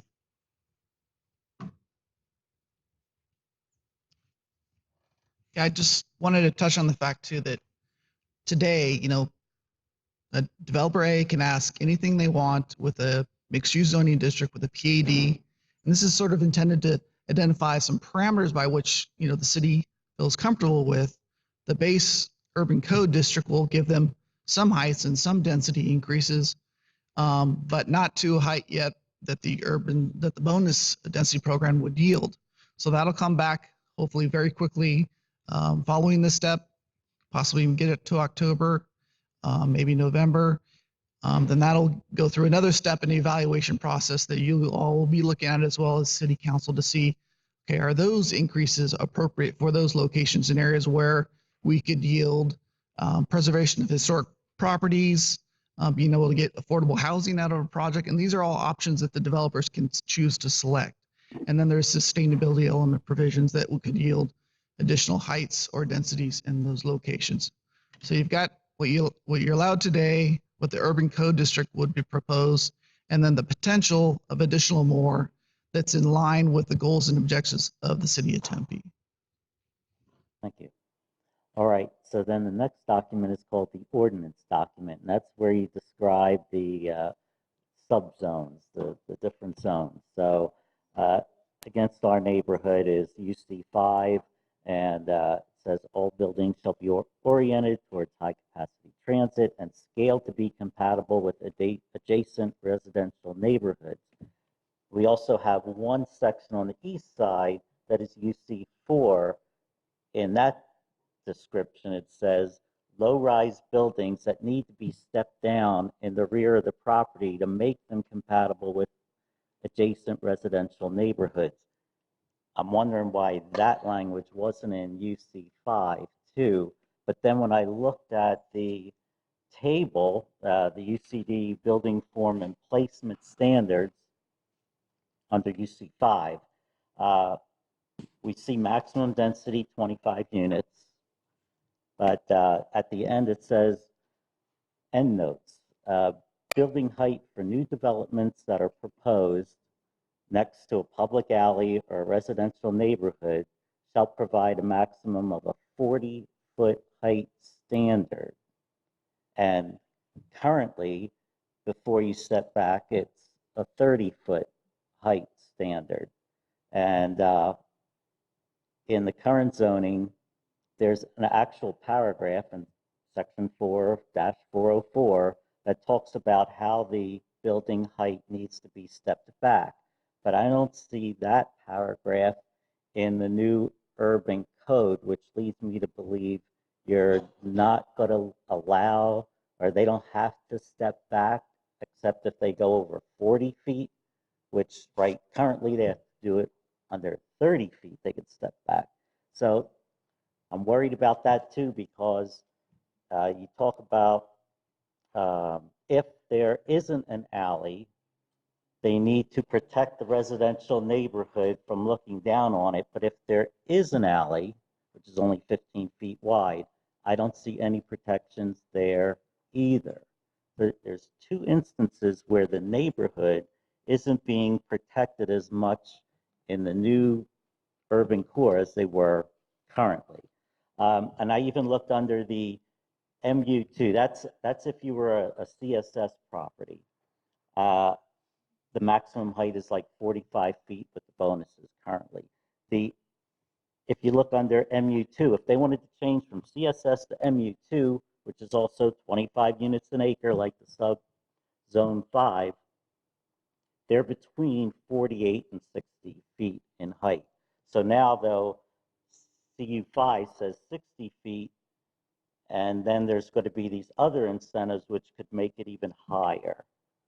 So I just getting scared once again about how this is protecting the neighborhoods. Now, if we go on page 30, you say you need a 10-foot landscape buffer between the rear of the building and the property line, but it also says that there's a 15-foot buffer between the end of the building and the property line. Does that mean out of the 15 feet, 10 feet has to be landscaping? Is that in addition to the 15 feet? I didn't understand that part either, if they have to do the buffer, the landscape buffer, or not. Page 39, parking. Under the commercial or office space, you have no minimum parking for any office space or commercial space that's 5,000 square feet or less. None. They don't have any minimums. Is that correct? Okay. Mr. Amorosi. Yes. Thought has been whispered in my ear. Perhaps we could take a break, do public comment, and come back to your comments. How do you feel about that? I'm fine with that. All right. All right. Vice Chair DiDomenico suggested we may lose some of you if we don't give you a chance. So let's give you a chance. All right. I have a number of cards, quite a few. The rules of engagement, again, I'm going to give you 3 minutes. Please respect other people's time. Please don't shout over other people. This process works when everyone is not bullied. So you'll have your turn. Also, if you're going to make comments which you've heard before, don't be afraid to say, I agree with so-and-so. Brevity works. We will remember the impression you make. Don't worry about it. If you haven't filled out a card, there are some around the room, and you can get them to city staff. And I will call you up in an orderly fashion as best I am able. The first card I have here is Mr. Philip Yates.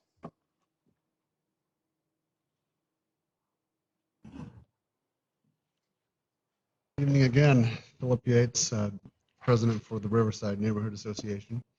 When considering a proposition of this magnitude, we need to start thinking about the neighborhoods themselves and what it is that we are going to do for the neighborhoods, what is going to be beneficial to the neighborhoods. We haven't really established anything that would be beneficial for especially Riverside. Riverside is right next to First Street. Just on the other side of First Street, it's going to be maximized. It's the highest density that you can have in the city. And that's huge. Over at Ash, same thing. They're going to maximize everything. The historic aspect of it all, there are a number of historical houses over on Ash Street, on the west side of Ash Street, that have been there for decades. And those will be maximized with the density. The upzoning is just unbelievable. The parking, people are going to be parking in the neighborhoods, in Riverside especially, because there isn't going to be enough parking for the people that are going to live in these or not live in them. The low income to mid income problem is that, well, first of all, Riverside is a low to mid-income housing area.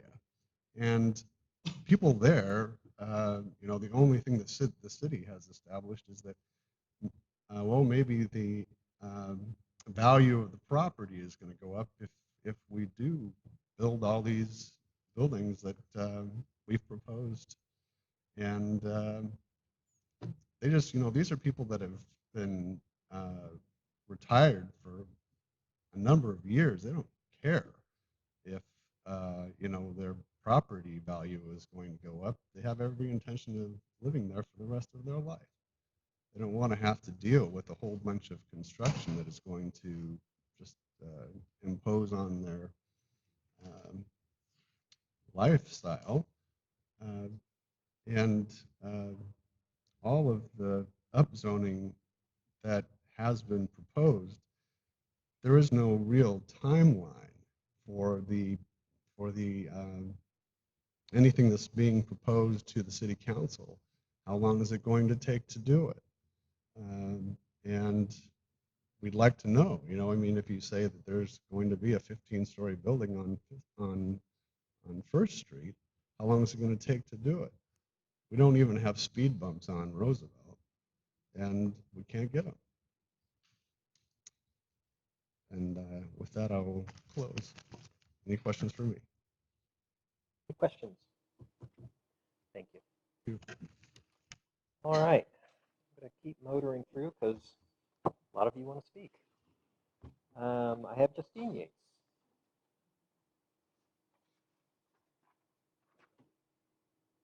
Hi there. Good evening. I don't see how with this urban core master plan, Tempe is already allowing quite a bit of density and height. Raising it to even more extreme, I don't see how that is going to benefit any of the current residents that live there.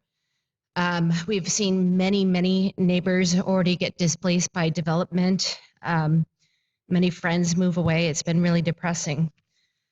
Reducing the approved amount of parking spaces, I don't think will be a benefit. It's going to raise the cost of parking if people want to come downtown because there's going to be fewer spots. Other cities, have less parking because they have no other choice. The main thing about the urban core that I don't agree with is that it's protecting historic properties.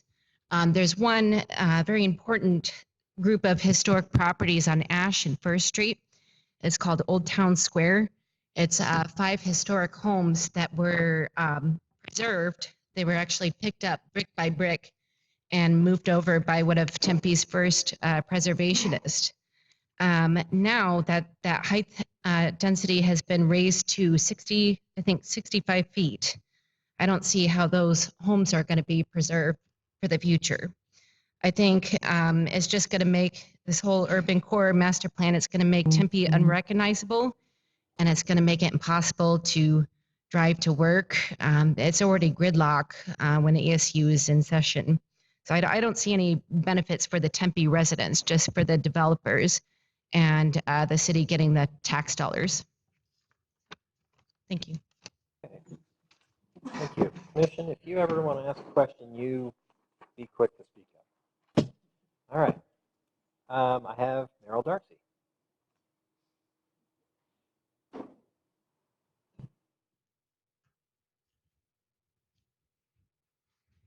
Did you say? Merrill Darcy. He's on his way.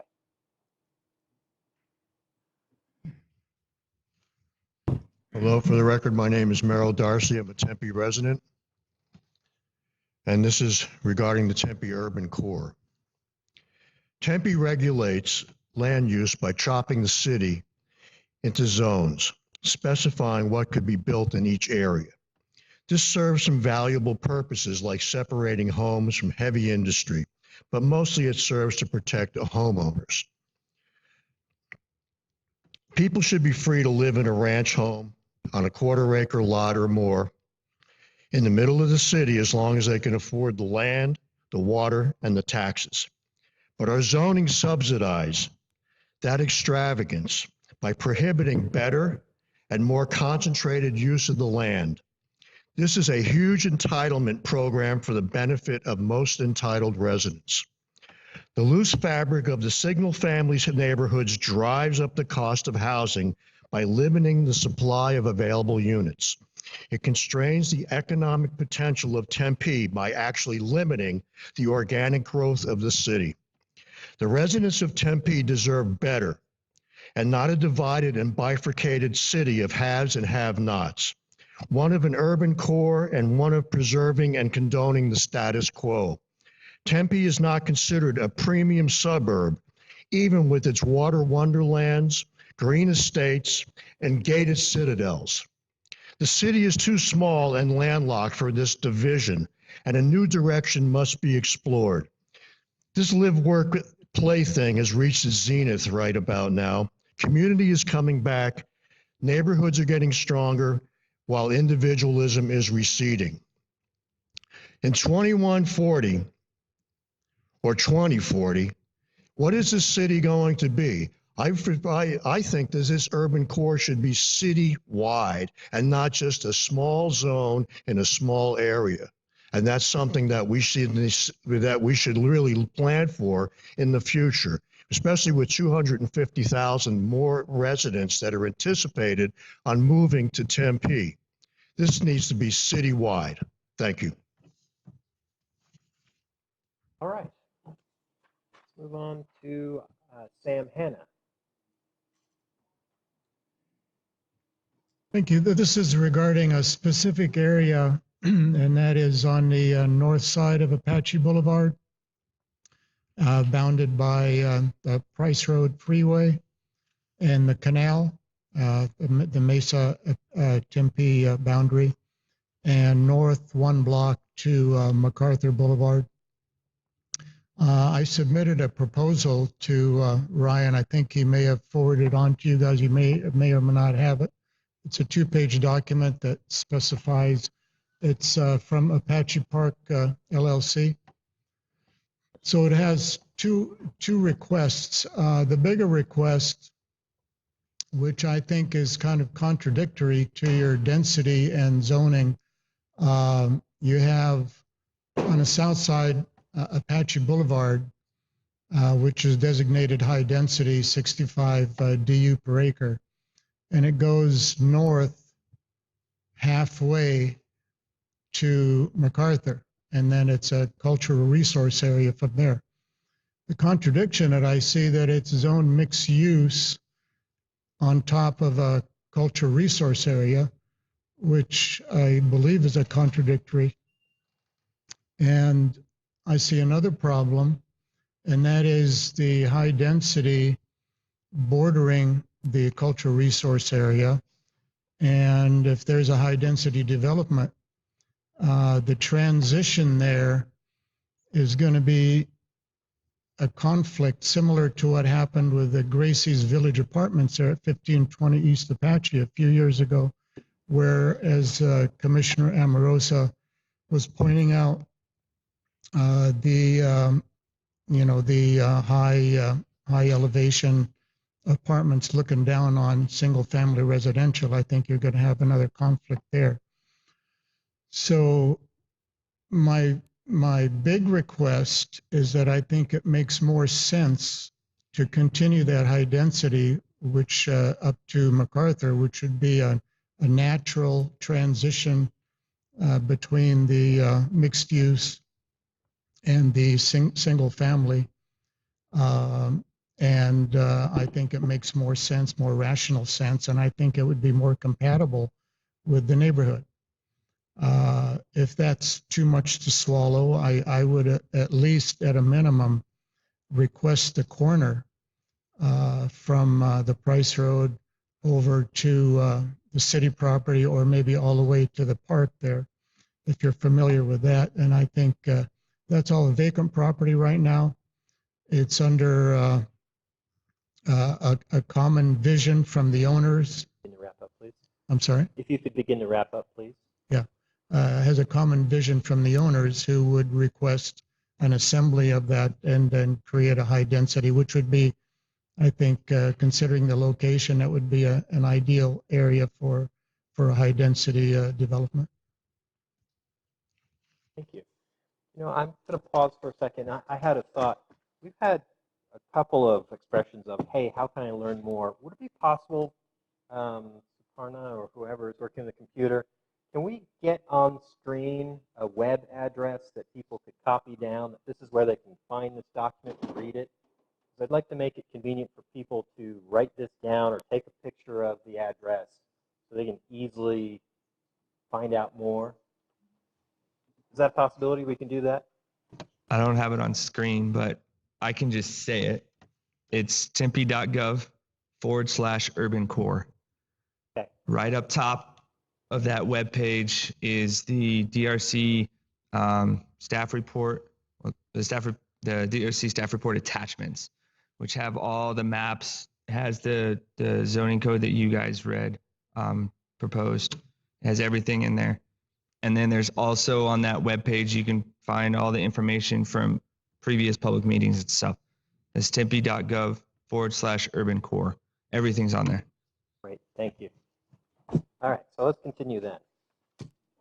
Sam Sprague or Sprague, let's see. You both wrote and checked, I wish to speak. Do you wish to speak or have it read? Okay, come on down.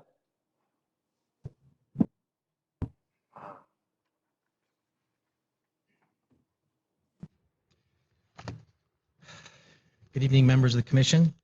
My name is Sam Sprague, and I wanted to speak this evening because I've been working with a number of property owners who are stakeholders in this process. Property near, it's on the light rail corridor along Apache near McClintock. And I've been working with them and trying to determine an appropriate development program for their site because the time is coming when it's going to need to be redeveloped. So naturally, we were very interested when we saw the new TOD plan that was released, the new Urban Core Master Plan was released back in April, really got our arms around it in May, and just wanted to express the idea that on the basis of the time that we put into reviewing the documents and the direction that the city is trying to go, that we're generally very supportive of the city's desire to advance the goals that are stated in this new Urban Core Master Plan. With that being said, however, we all know that the devil is in the details. And now that we have the new Urban Core District document that was released a few days ago, we see that there have been substantial changes to the TOD, many of which appear to be improvements over the original document. So for that reason, this evening, I wanted to provide all of you with a copy of a very short memo. I tried to keep it simple to identify some of the areas that I think staff is continuing to work on and look at, and which obviously cause us concern, but at this point, we're convinced that the process is moving in a favorable direction in an attempt to address some of these concerns. The first one has already been mentioned by Commissioner Amorosi in regard to the difference between the number of dwelling units that are identified on the in the Urban Core Master Plan, which is, let's say, for certain properties maybe would be at 65 plus, but then in the Urban Core District, it's identified as only 65. And we've been told there's going to be an incentive program and a bonus and some sort of a mechanism to essentially be able to utilize the designation within the Urban Core Master Plan, but we don't know what that is yet. And it sounds like we're still trying to get our arms around it. So that's something that obviously we're very interested in following up with and understanding how that's going to work because it'll have an impact on us. The other thing that I'd like to mention, I've been involved in development for 30 years, and usually I spend my time in front of commissions such as yours trying to explain why we don't need to provide as many parking places as you tell us that we need to provide. Well, this evening I'm here to tell you that in many instances within the Urban Core, the type of parking requirements that are considered are probably going to be adequate. In our case, we believe that the amount of parking spaces that are going to be allowed in the UC3 zone at our location will not be adequate. And we're concerned about the requirements that will be placed on us if we need to increase the amount of parking for that project to make it viable for the residents. Mr. Sprague, can you sum up, please? I wish in general, the parking issue also extends to issues being contemplated for above ground parking structures, which still need to be addressed. And then also the amount of bicycle parking that's being contemplated seems to be very excessive. And we need to make sure that we're hitting on the right solutions in order to make this plan work. And at this time, we have a number of items, as you can see, still need work. And I provided you with a copy of that for your records. Thank you. Bachelor.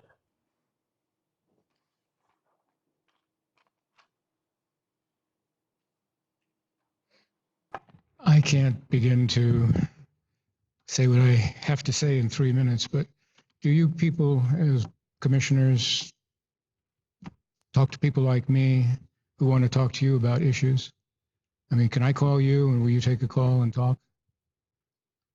Well, I think that's an individual commissioner's, I would stay and talk with you, but that comes down to the individual commissioner.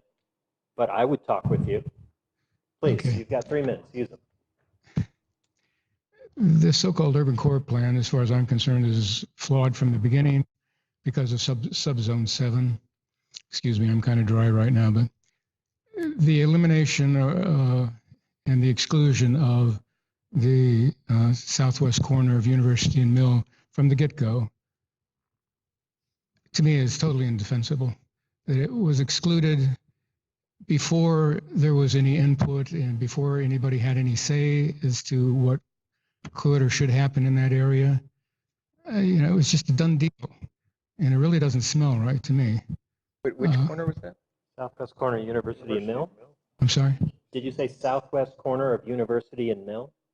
Yeah, the CVS down to the what used to be the subway and going west to the tracks. Basically, it consists of the 6 blocks of what's called Gage Addition, but 4 of the 6 face on either University or Mill. I own 1/16 of the 4 blocks, but to put it in perspective, my ancestral home was on 111 West 7th Street. It was taken through the power of eminent domain. Fine, I don't have a problem with it. That's the new Tempe. But I do have a problem with the fact that from the get-go, this area was excluded through subzone 7. I don't understand why CVS is CRA. Why the Chick-fil-A is a CRA. It's just a ploy to shut down the whole area. I'm CRA, and nobody ever asked me if I wanted to be CRA. And I don't want it. I wouldn't have wanted it then. Please. And I don't want it now. We have been used and abused by the people south of 10th Street, and there's even more to be said about that. We're their buffer, and we suffer all of the ill effects while they luxuriate in their irrigated wonderland down south of 10th Street between Mill and the tracks. I lived in Tempe for 50 years. I basically grew up I know something about Tempe. The only change is the only permanence.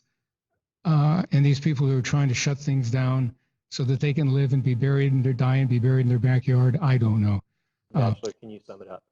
Okay, but this thing, as far as I'm concerned, this should not be approved until we are brought back in and somebody looks at this thing realistically. 70, there may be 4 within the 4 blocks that face on University and Mill. There may be 4 people who are owner-occupied residences. This, for the most part, and this is true for Maple Ash, is, I think, mostly investment property for people. 70% of the tax bills are I'm going sent. to start getting stricter about when I say sum it up, you got to sum it up, because people need to talk. Please. What's your last thought? 70% of the tax bills are sent to an address other than the property address. There's just a whole bunch of misinformation. Very few people have run things in Maple Ash to the detriment of everybody else. Okay. And I think they've shut we're going down to thank this. you and ask you to And yield the you mic, need to Mr. bring this Bachelor. area back in and look at it before you pass this so-called urban. We're the core of the inner core. Bachelor, thank you. All right, folks. Remember, there's a lot of other people here. All right, Stu Cipher. Cipher? I may have pronounced that wrong. Cipher.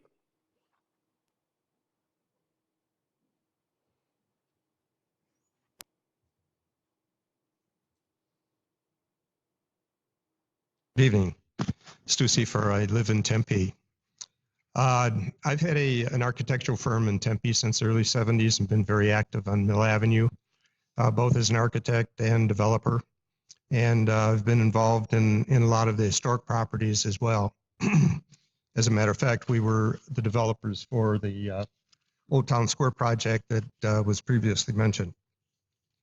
I'm also a founding member of the Tempe Historic Preservation Foundation, and that's basically why we're here. The foundation is a 501c3, all volunteer organization, and our goal is to basically help preserve the historic heritage of the historic properties in the city. So naturally, when the UCMP came up, it was natural. We wanted to take a look at it and see what impact, especially the height requirements, have had on historic properties. We evaluated it. I was a chair of the committee, and we evaluated it, wrote a letter to the staff with our recommendations, and then we met with the staff and expressed those.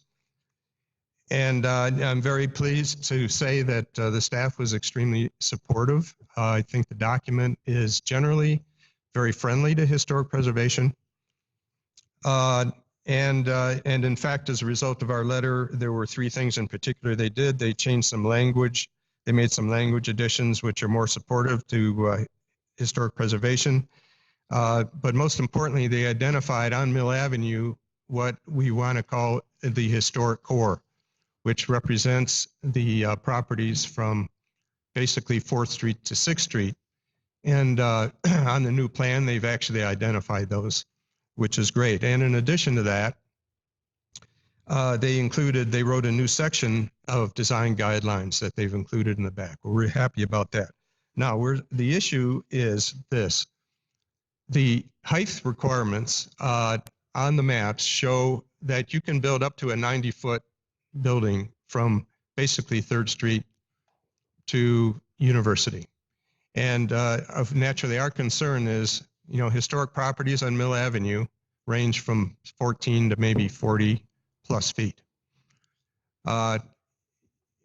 Since our concern naturally is that if you can imagine a 90-foot high building right next to the historic properties, it would certainly be negative, if not totally destroy the character of that historic core.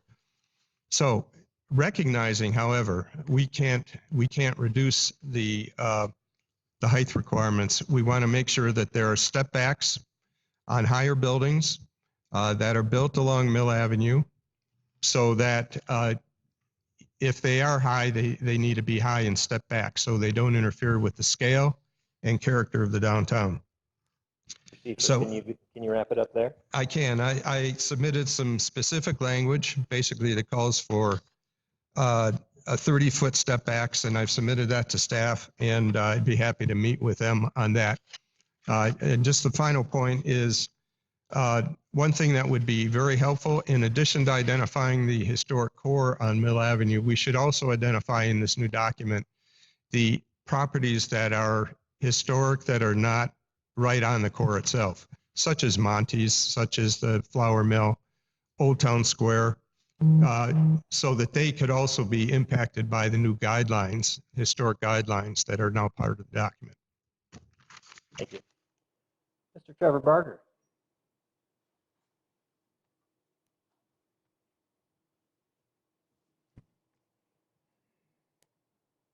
Thank you, Chair and Commissioner, for the opportunity to address you this evening.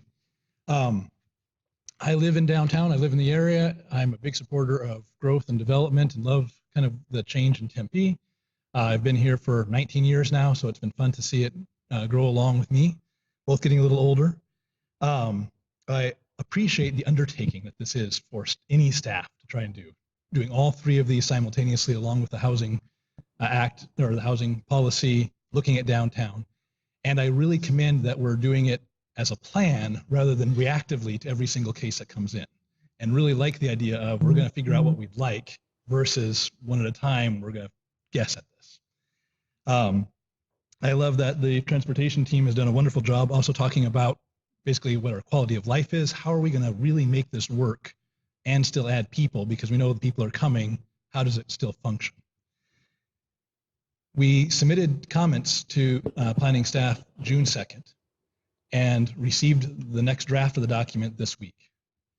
Or Thursday of this last week. And so we're noticeably taken aback because we've worked really well with transportation, really well with economic development. We know planning staff has had a lot to undertake, and there have been a lot of great changes in the document, but there are still major inconsistencies to be at this point in a hearing in the document.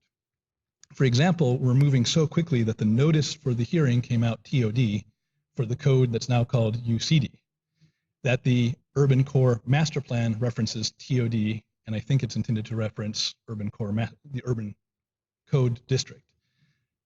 Things that we know just need to be taken care of and solved between these documents, but would like to be solved before we come to you for a recommendation to move forward with these documents. Similarly, we have the general plan moving forward. The Urban Code Master Plan is listed as an attachment to the general plan document in this evening's pieces, but we're told it's just policy. I like it as policy, a little concerned about it being an addendum to the general plan amendment. Don't think it's intended that way, it just seems to be listed that way in the legal documents for this evening. The general plan, we've submitted a letter to you. We got together with some attorneys that work downtown, really to work all together with staff, rather than one at a time kind of coming into staff. And in the general plan, there seems to be some text changes needed to go along with it. Otherwise, we're taking large areas of the city and saying only mixed use is allowed, not a mix of uses. And in all of the public hearings, staff has been very clear, we want to allow a mix of uses in all of these areas. There's a subtle difference in there, but as small uses that occur in all of these zones, it's a major one. When you're a standalone restaurant, want to make some changes, do a few things to a small property, and now you have to have a mix of uses, it's very challenging. We also have the category 65 plus, which is also very challenging in that category. We have more comments, rather extensive, wouldn't share them all tonight, but to share about the Urban Core Master Plan itself and about the new TOD, the UCD, and their inconsistencies. We'd like time to clean that up with staff before coming back before you, and would ask for a continuance of a month to work with planning staff to clean up those issues and come back to you with a clean document that resolves all of those inconsistencies between the documents.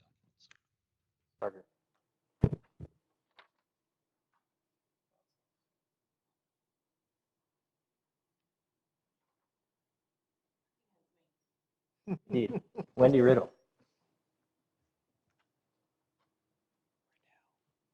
Oh, that's right. Sorry, Wendy Riddell. Sorry. Oh, yeah, I've been called worse.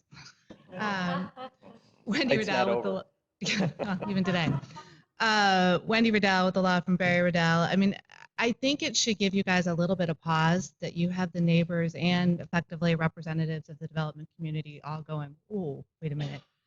This is happening a little too fast. There's some details here, some things we don't understand.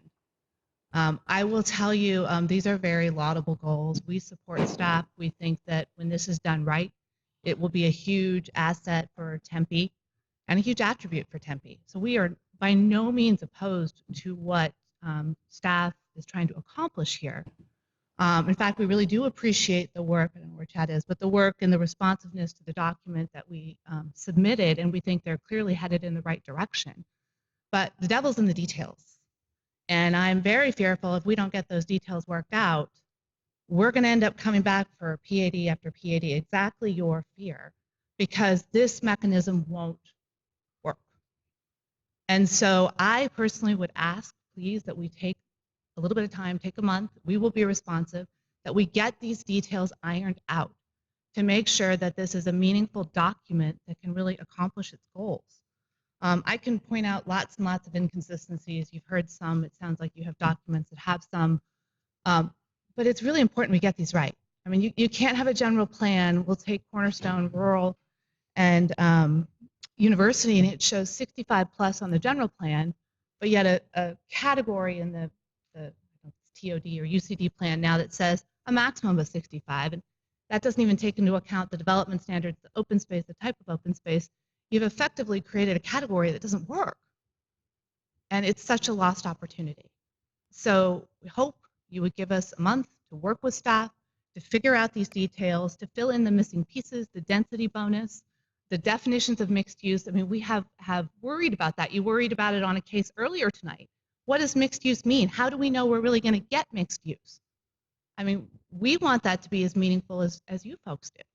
And so I hope you'll give us a little bit of additional time to get that worked out. Thank you. Question, make a staff. We don't set the time frame here. We didn't set this time frame, so this time frame is generated by the city council. Robbie Aaron, Long Range Planning. That's correct.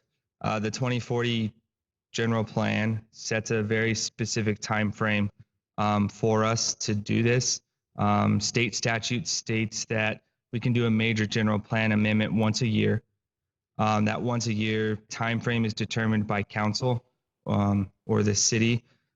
In the zoning code and the 2040 general plan, council determined that one time a year was October. So the October council date is what it is for this major general plan. If perhaps we didn't make the October council date, we would have to wait another year to get this major general plan amendment through. Thank you for the clarification. Commissioner Brown. I just want to voice a concern. A self-appointed group of specialized individuals want to have a special meeting with the city to get their input. I think that's probably as impractical as 3 or 4 of the most local residents saying, "Let me have a meeting with you so I can get my input put in." This is the place for the input. We can all write letters, but to set up a separate committee, I think is improper. Okay. I have to say something here too, though. I understand the time constraint, but I've looked at these documents too and compared, and there are a lot of errors. There's a lot of red. And I have a huge concern. I think a meeting is appropriate with individuals who have work in our community and are part of our process. When they find these kinds of errors, I'm very concerned about it myself, just as a citizen, let alone being on DRC. There's got to be a solution. This can't be presented, at least from what I've seen, in its current form, because there's way too many errors. Like every single page, there's red on it. So I guess I disagree with you, Commissioner Brown, because I think this is very important, and I do think that staff should meet with these people. I mean, Trevor's been on DRC before. He's a very smart guy, and he has thoughts that need to be shared, and I think that needs to happen. I think it's the responsibility of staff to have that, to take that meeting and get this cleared up.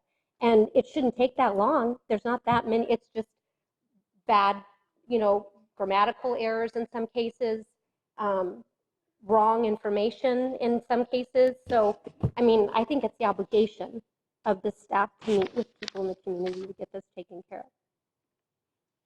Thank you. All right, since this can of worms has been opened, I'd like to ask perhaps Chad Weaver or Steve Abramson or Ryan LeVake. There are still people with comments. We will get to you. I haven't forgotten you. Would any of you care to respond to this line that's been opened about addressing the plans? Thank you, Chairman, Commissioners. Chad Weaver, Community Development Department. I think there's a lot of agree to disagree going on here. We are going to be working diligently as we have for the last 2 years, up until and including the time we adopt this. At some certain time, it might just be that staff agrees that we have to parse some of these pieces out. They don't all have to go together at the same time. I don't think that day is today.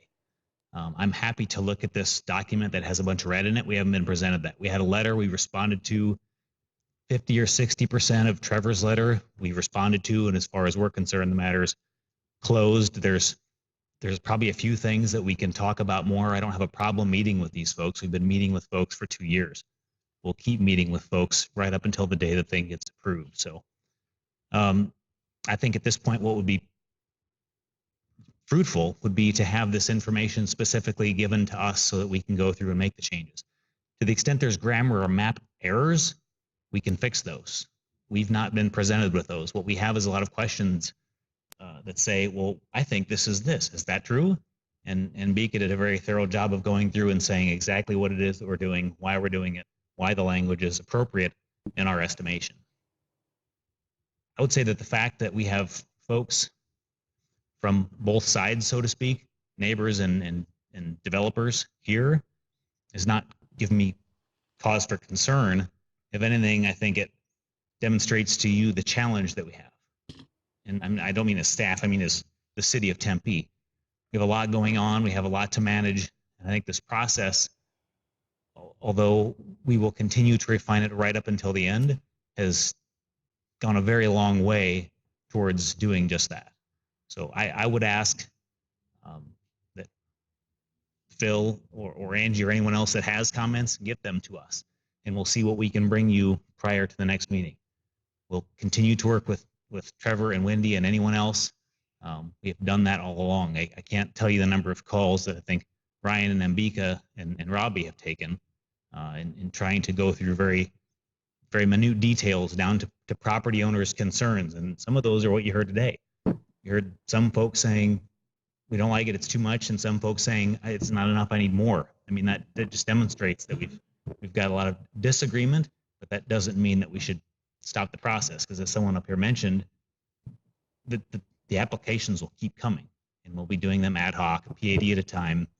No one has any level of expectation. I think what we've tried to do, based on everything that the community has said to us and based on what council says to us specifically, is set up a system where you have some idea what's coming. You may not necessarily like what's coming, but at least you have a reason to believe what it is. Right now, it's the sky's the limit. Whatever you can convince the council to approve in a PAD is what you get approved. And what this does is I think, put that in a framework that's a little easier to understand and explain to people. So I think we've done a tremendous job, frankly. My staff, not me, mostly my staff, has done a very good job of taking 2 years of input in a massively complex situation here and put it before you. And what I would disagree is so problematic we couldn't possibly adopt it. I think we could get this thing through and adopt it in a week if we had to, and we could make it work. And there's going to be ongoing efforts no matter what. I mean, I'll commit that anything of this size, once you've adopted it, the implementation process is going to be about learning exactly how everything runs through it. And if we didn't come back after some time and clean some of it up, I would be truly shocked. I think we've had that experience with the TOD. We've got a list of just regular code things that we need to go in and clean up that we found through the years didn't work like we thought they would, or weren't as easy to interpret as we thought they were. So. Okay, and again, your preferred method to receive feedback is? Anything in writing, though, and specifically. What is not helpful is, hey, there's a lot of errors. Show me exactly what the errors are. We will go through them. Robbie has gone through point by point a number of times, and if there are still things out there, we will review those. We've got a standing meeting now a couple of times a week with the 4 or 5 of us to go through and say, okay, someone was concerned about this. Have we clarified that? Have we fixed it? We know that the mapping is correct, and we'll continue to do that. We're happy to have folks poring over this and reviewing it for us. So, okay. Thank you, Mr. Weaver. Okay. For clarification purposes, I believe that both Trevor and Wendy said that they liked this on its face. They just have some issues with what's written in there. So, in certain areas. So. Yeah, I'll be calling you. Thank you. All right, folks. Appreciate the passion. This is why we do this. So we're going to hear this 3 more times.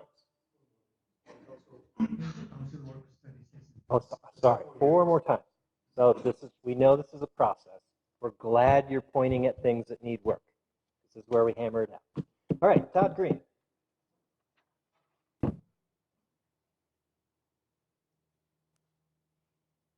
Thank you. And my name's Todd Green, and I own some properties on West 5th Street between Roosevelt and Wilson. And I probably share a lot of the sentiments of some of the voices we're hearing tonight. It's still just don't know where our input went, don't know how it didn't get heard. we really just don't want to be residential. I think the word single family home was probably used more for our area than there are actually single family homes. There are residences north of me on 5th Street. If you reverse engineer that input, they've been here since before the lake, and we don't want to change their use. We don't want to take that equity growth away from them in any way.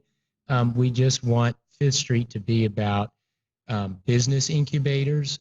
We'd like to see 5th Street be about entrepreneurial opportunity. We'd like mixed use on 5th Street so that it can be about creative innovation. And if you're a young person in Tempe and you're wondering, where do new businesses go? Where do things get started? You need to ask yourself not just who's trying to keep you from having mixed use outside of the downtown area, but if you're a young person, you have ideas and you want to expand your vision, you need to be asking why. Why don't they want you to have mixed use? Why don't they want to expand this? Who's trying to protect and preserve, the status quo? So, yeah, I really appreciate the comments in here, and that's how I feel, myself. Thank you. Mr. Green. Kent Dirtle. Did I pronounce that correctly? All right. Well, tell us how you really pronounce it. No. So thank you. I'm Kent Dirtle. I own the property at 821 South Maple. It's right in the back of Chick-fil-A and bounded by Chick-fil-A and also CVS drugstore, right? So we're right at the edge of the canyon. I would call it as more like the Mogollon Rim.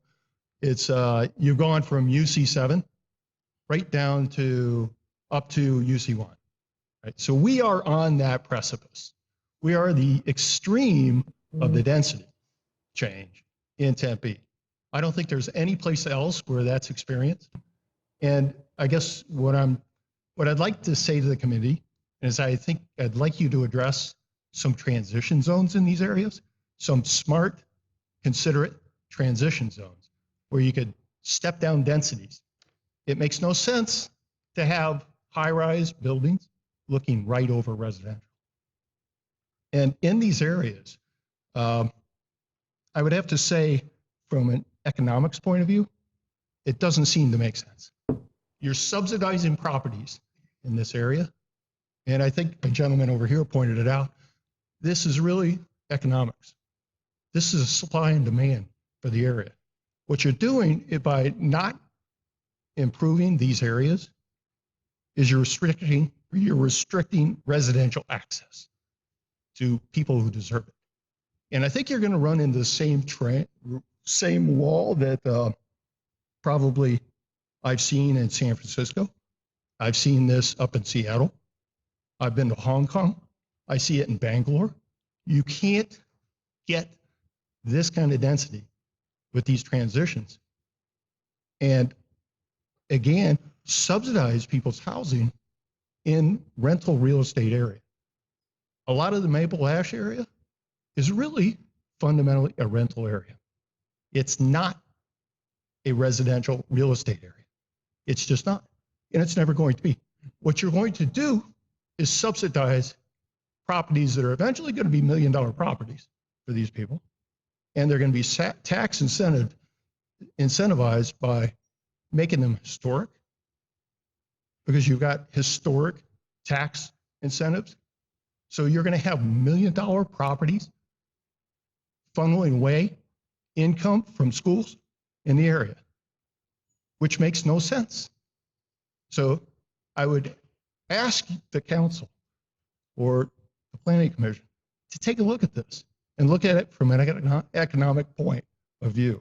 You're really funneling tax dollars from the rest of Tempe residents to subsidize a privileged few for irrigated lots, for larger lots that need to be in a downtown area where you've already invested billions of dollars capital. Okay, thanks.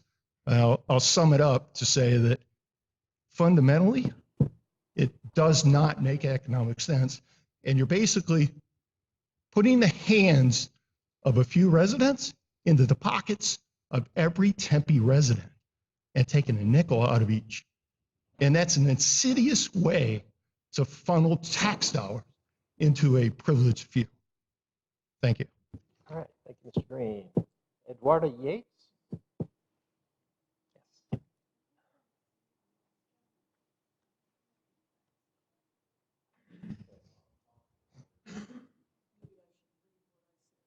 Oh, do you wish me to read it, or do you? Okay.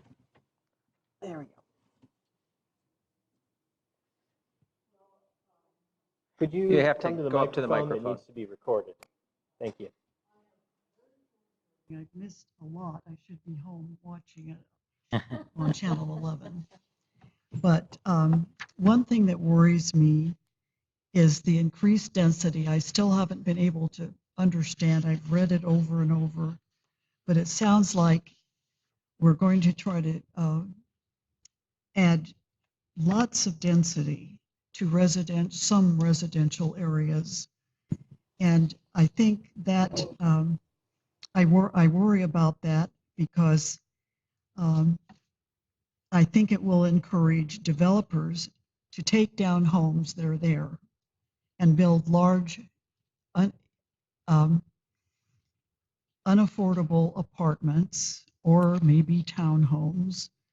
And they will take away, I know that the city has done some things to try to get more affordable housing and workforce housing and so on, and give developers incentives to add a little bit of that in whatever they build.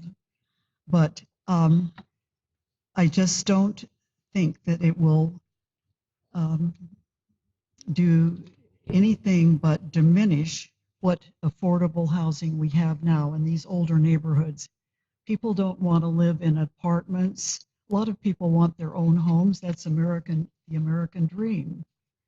And they live in homes they can afford now. They don't want their houses to be, there's pressure put on and incentives really for developers to come in and demolish homes and diminish the affordable housing we have now in those older neighborhoods. I also want to thanks Stu Seifer for being here and representing the Historical Foundation, Preservation Foundation. I have been very concerned about Old Town Square, and I hope there's some kind of zoning there that will not encourage those houses to disappear. It would be ironic since they were moved there because their neighborhoods were being taken over mostly by the university. So I worry about a lot of people being priced out of any kind of single family homes now. We see that teachers can't even afford their rent. We see that there's more homeless people, more evictions, and I just worry that this plan will increase those things. Thank you. Thank you. Actually, ma'am, could I get that card back from you when you have a moment, please?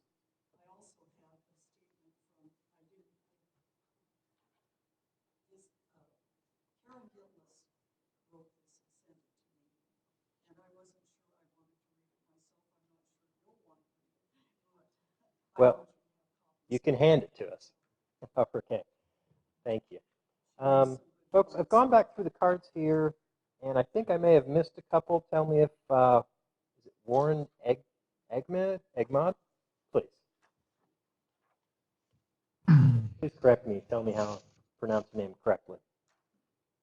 I'm sorry, I can't hear what you're saying. So, my name is Warren Egmont. I live in the Hudson Manor neighborhood along Apache Boulevard.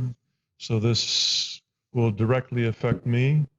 I know most of the discussion I've been following much of the discussion so far has been about the downtown area, but from my perspective on Apache Boulevard, This plan looks to me like the first step in the city's effort to make the neighborhoods, the historic single residence neighborhoods along Apache Boulevard, untenable and eventually removable. I was talking about Gentilly Terrace, Hudson Manor, University Heights, Borden Homes, as it's sometimes called, and Escalante.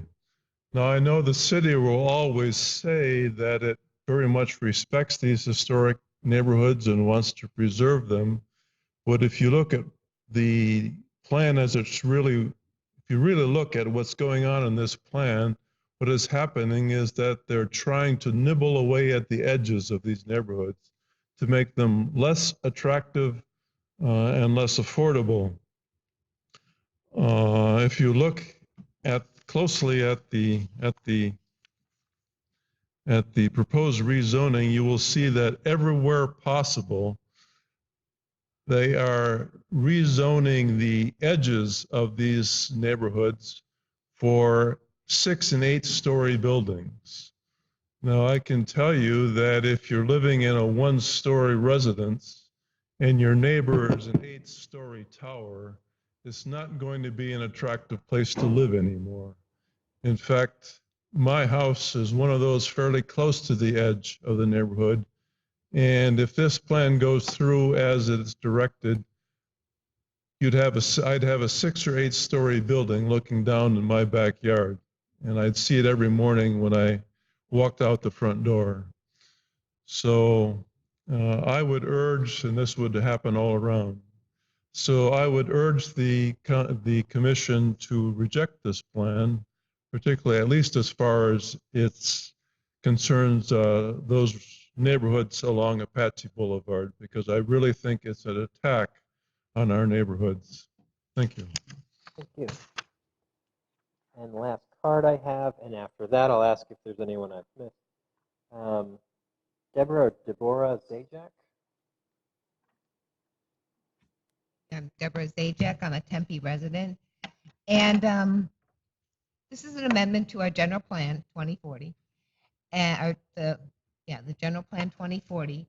And I remember when it was just passed, about a year or so after the voters had approved it, developers were coming up because initially heights went from 35 to 65 and they were coming in at 105.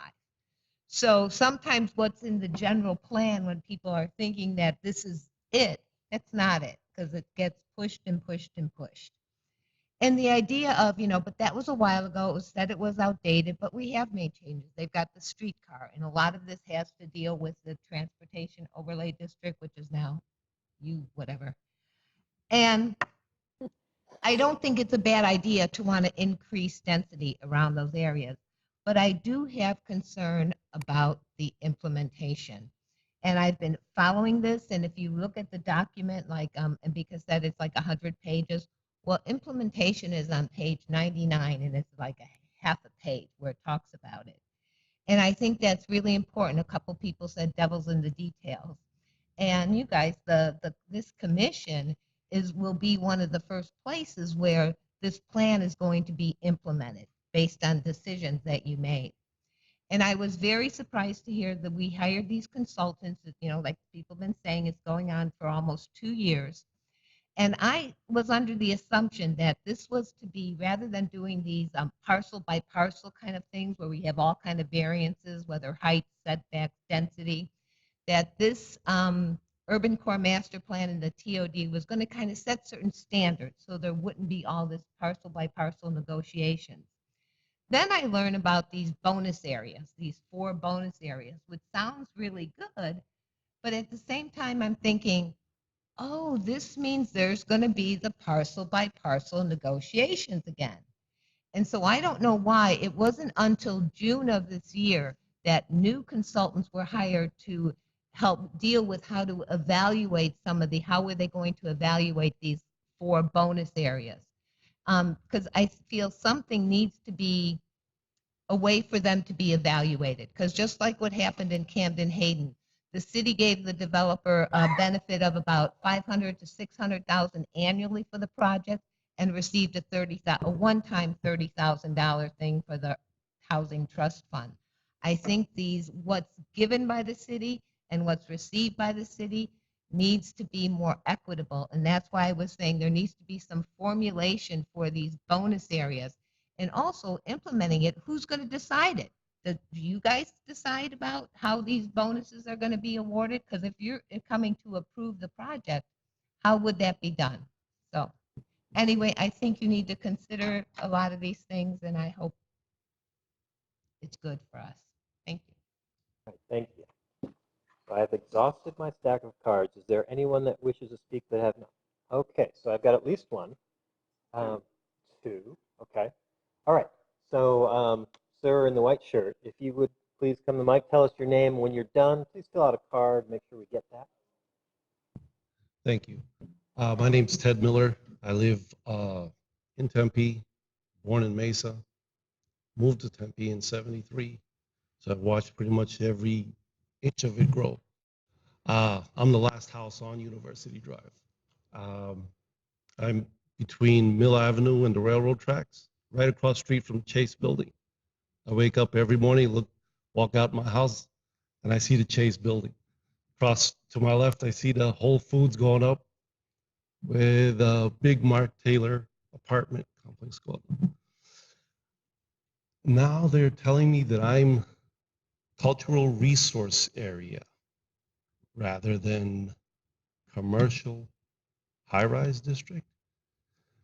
I was never asked if I wanted to be rezoned to that. I did hear Chad Weaver say something about being able to opt in to the UCD. I don't know if that's correct or not. I'd like to find out more about that. From CVS all the way down to the railroad tracks, we're deemed cultural resource area. What exactly does that mean? Obviously, my taxes are going to go up, but I don't get the benefit of being commercial. So if a developer did choose to purchase my property, he would definitely have to go through this council to change his zoning request. Mr. Bachelor here, he's a part of that same area that we're in. I'm not sure who else is here, but my point is we don't want to be a cultural resource area. I love history.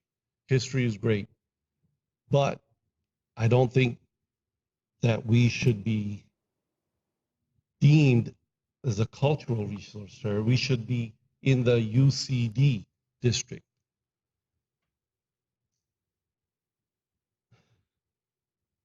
And that's it. Thank you. All right, thank you, Mr. Miller. And in the light green shirt?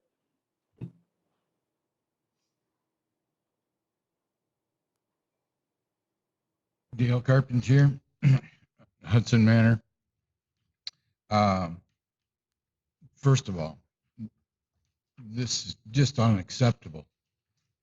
You guys have meetings weekly, whatever, and you turn in documents that are just terrible.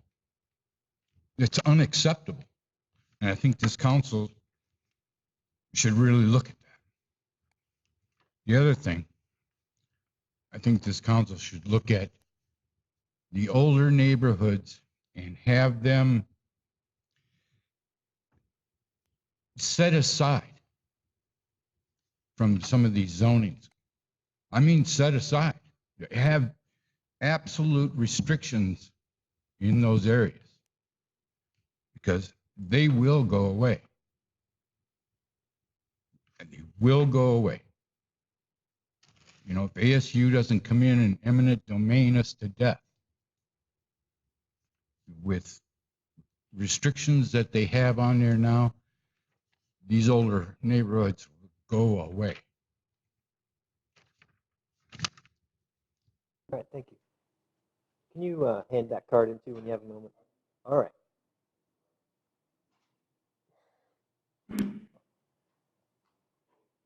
Thank you. All right. Do we have anyone else? All right, folks, I'm going to close the public comment section. Thank you for expressing your passion, your ideas, for pointing out things that you think need work or need to be addressed. This is the kind of feedback that is needed. So, as I told you earlier, we are not taking a motion on this tonight. The purpose of this was simply to have the first hearing. It will be heard 4 more times.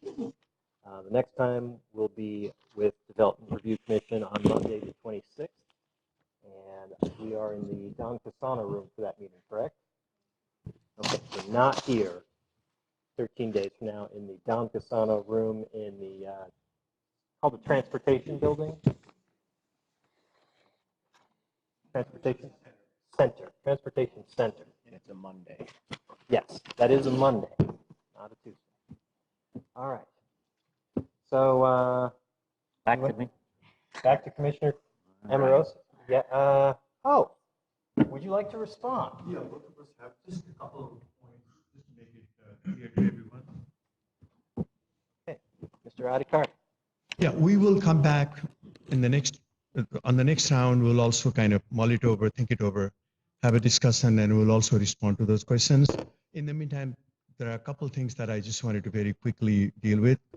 The bonus program, I have spoken with Ms. Jajak on the phone a couple of times.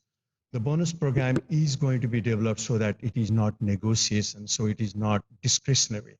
It is going to be much more concrete in the terms of there's going to be point system and there's going to be height system completely aligned.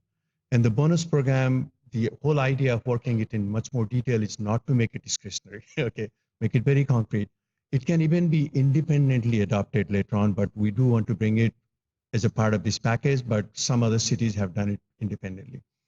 There was also a question about the opting in situation. We've been checking with other peer cities. Mesa has an opt-in form-based code. They tell me between 20 to 40 people have already opted in. If there's something that is attractive that goes to the city that is kind of pre-planned, has good design guidelines and everything, people will begin to opt in. In Phoenix, the walkable urban code is also kind of opt-in, but they have to go through a rezoning process. There are something like 6 to 12 applications that are pending out there. So this is something that we've been kind of checking and making sure that this is usable. On the mixed use, the current TOD, there is some requirements that you got to have some commercial mix of uses. This is something in the urban core district. I'm sorry because we had to use that name. It is still a transportation overlay district. It's still related to transportation and transit, but we're trying to avoid confusion and coming up with a name so that, because it's a new district that is going to be called, that's a name that we thought will avoid confusion with the urban core master plan and also with the TOD. So it will take some time. It is still an updated TOD, but I'll call it an urban core district. The urban core district actually avoids requirements of having that mix of uses on the ground floor, because right now people have to do it. Many things have become vacant. We have learned some lessons from it, so we are avoiding it. And also when you have a mixed use designation, in general, in the general plan, that doesn't mean that you have to really provide all the mix of uses. You may get some points by providing uses in sustainability bonus program, but otherwise any of the uses is going to be acceptable. On the cultural resources area, Brian will talk a little bit about it, but it was done in 2003, a long time ago. So it's been in the book, and we have talked to some of the people. If it is something that doesn't really jibe very well with some people, the next round of general plan amendment, which is going to be a bigger deal, happens in 2024. We'll begin working on that in 2021. That's something that can be brought, and there could be a process. But right now, all we are doing is something that is in the acceptable level of general plan amendment, which is already foreseen in the zoning document. It's foreseen in the general plan document itself. It's foreseen by the original revised statute. That's all we're trying to do because it is a living document, as the document itself says. And there was a question about the urban code being opted in. The opt-in process is, there is a map that we showed you before. If you are in that particular zone on the urban code district, you can opt into that particular district. If you're outside, so Anyway, we showed you the map before. There's a map with the UC1 to UC7. It is done with a lot of thought and care, close to the stations or arterial road or connectivity or something that is ripe with infrastructure, has big open lands. Those are the ones that get the height, like downtown definitely gets the height. So you can opt in on what you have in the map. Like Ryan says, there's something that's hovering over you. Everything is different. You can capture it by signing a paper if it gets approved. So that is the idea. And I think, Ryan, do you want to add a couple of things on this?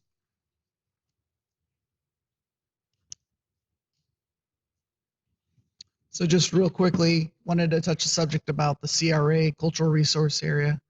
So that's part of the residential density map projection, land use density designation that basically says the appropriate density is the underlying zoning that exists today. So basically it affords a property owner rights to be able to build within the density that they currently are allowed today. But if they wanted to increase that density, then that request would not be in line with the general plan, meaning that if someone wanted to take a rezoning action, we'd have to look to the general plan to see if that zoning change is in conformance with the general plan. And if there's a CRA designation on the property and they're seeking higher density than what's allowed on the property today, that would require them to then seek a general plan amendment with that request. Now, what we did with this project and request, so we have multiple general plan land use changes, requests, and density map changes. The one area where we didn't touch is the cultural resource area. So we're very sensitive to the fact that properties, areas that had this designation, that we did not want to increase the densities on those specific properties. And that was the basis for outlining this draft document. We'll certainly get public input and different opinions on certain areas where they think, where some property owners today have felt that they want to see higher densities in some Apache Boulevard areas or some higher densities along, say, Mill Avenue University. Those are all public comments that we're hearing for some of the community members today. All right, thank you. So I have a thought. I know you have several pages more questions. Just one. All right, I was going to say, if you would think about if that might be an appropriate email, hey, here are the points. That might be appropriate if you think that you want to go through the questions now. I would stop you. Just that I won't be at the next meeting, and if I put this in writing and then I don't get answers until that meeting, a couple of days before, doesn't really help me respond to if they answered the questions or not. All right, brevity is king. Go for it. And they're easy, and I don't mean to attack you, it's just that I didn't get these early enough to get them to you early enough. At a previous public meeting, and on page 43 of the ordinance document, it says balconies should be on 50% of the residential units. And I asked about student housing as an exception to that rule, and I don't see that incorporated into the ordinance, that student housing shouldn't have balconies.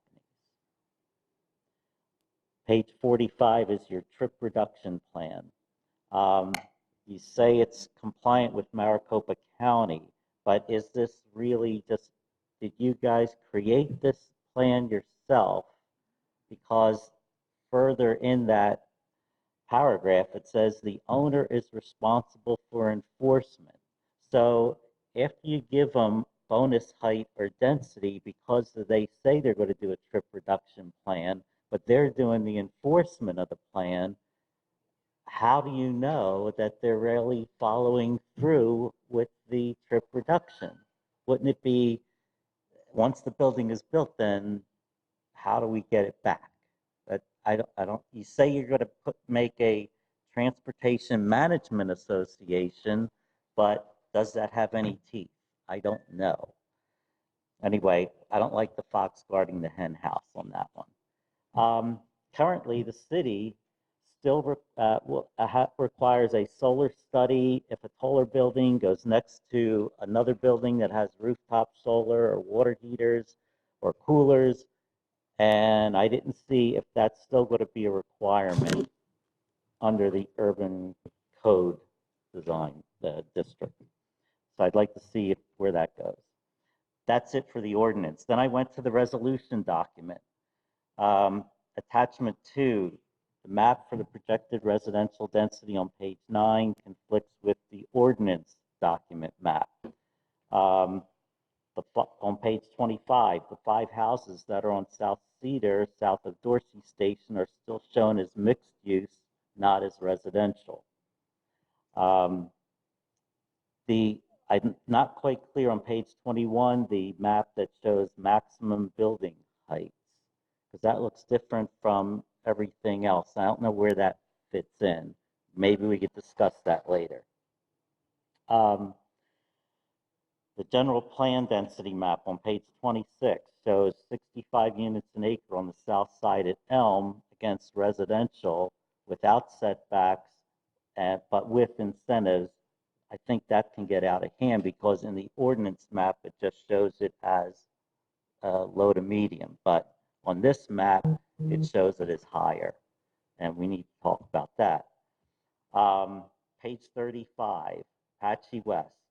Transitions. The top bullet says it can go down to 55 and 70 feet, but on the ordinance side, it says the maximum is 60 feet. So I don't know why it says 55 to 70 if the ordinance says 60 feet is the maximum.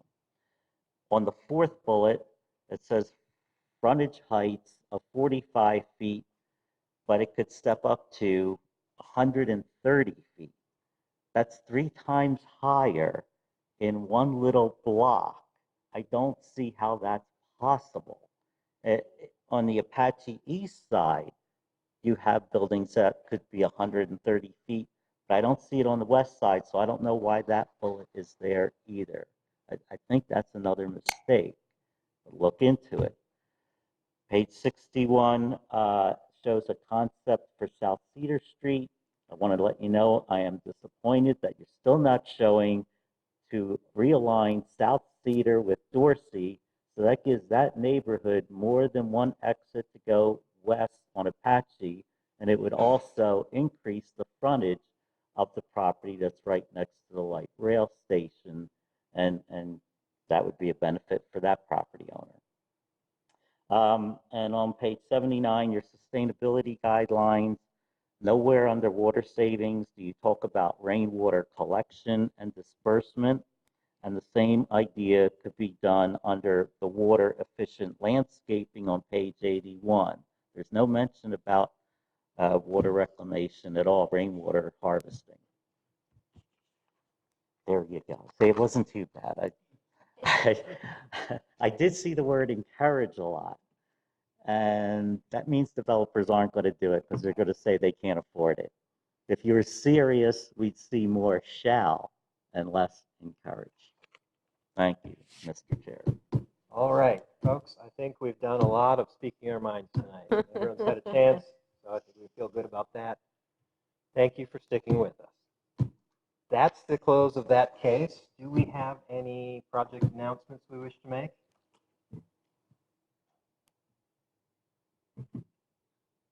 Chairman and commission members, I can repeat the agenda item for the next meeting if you wish.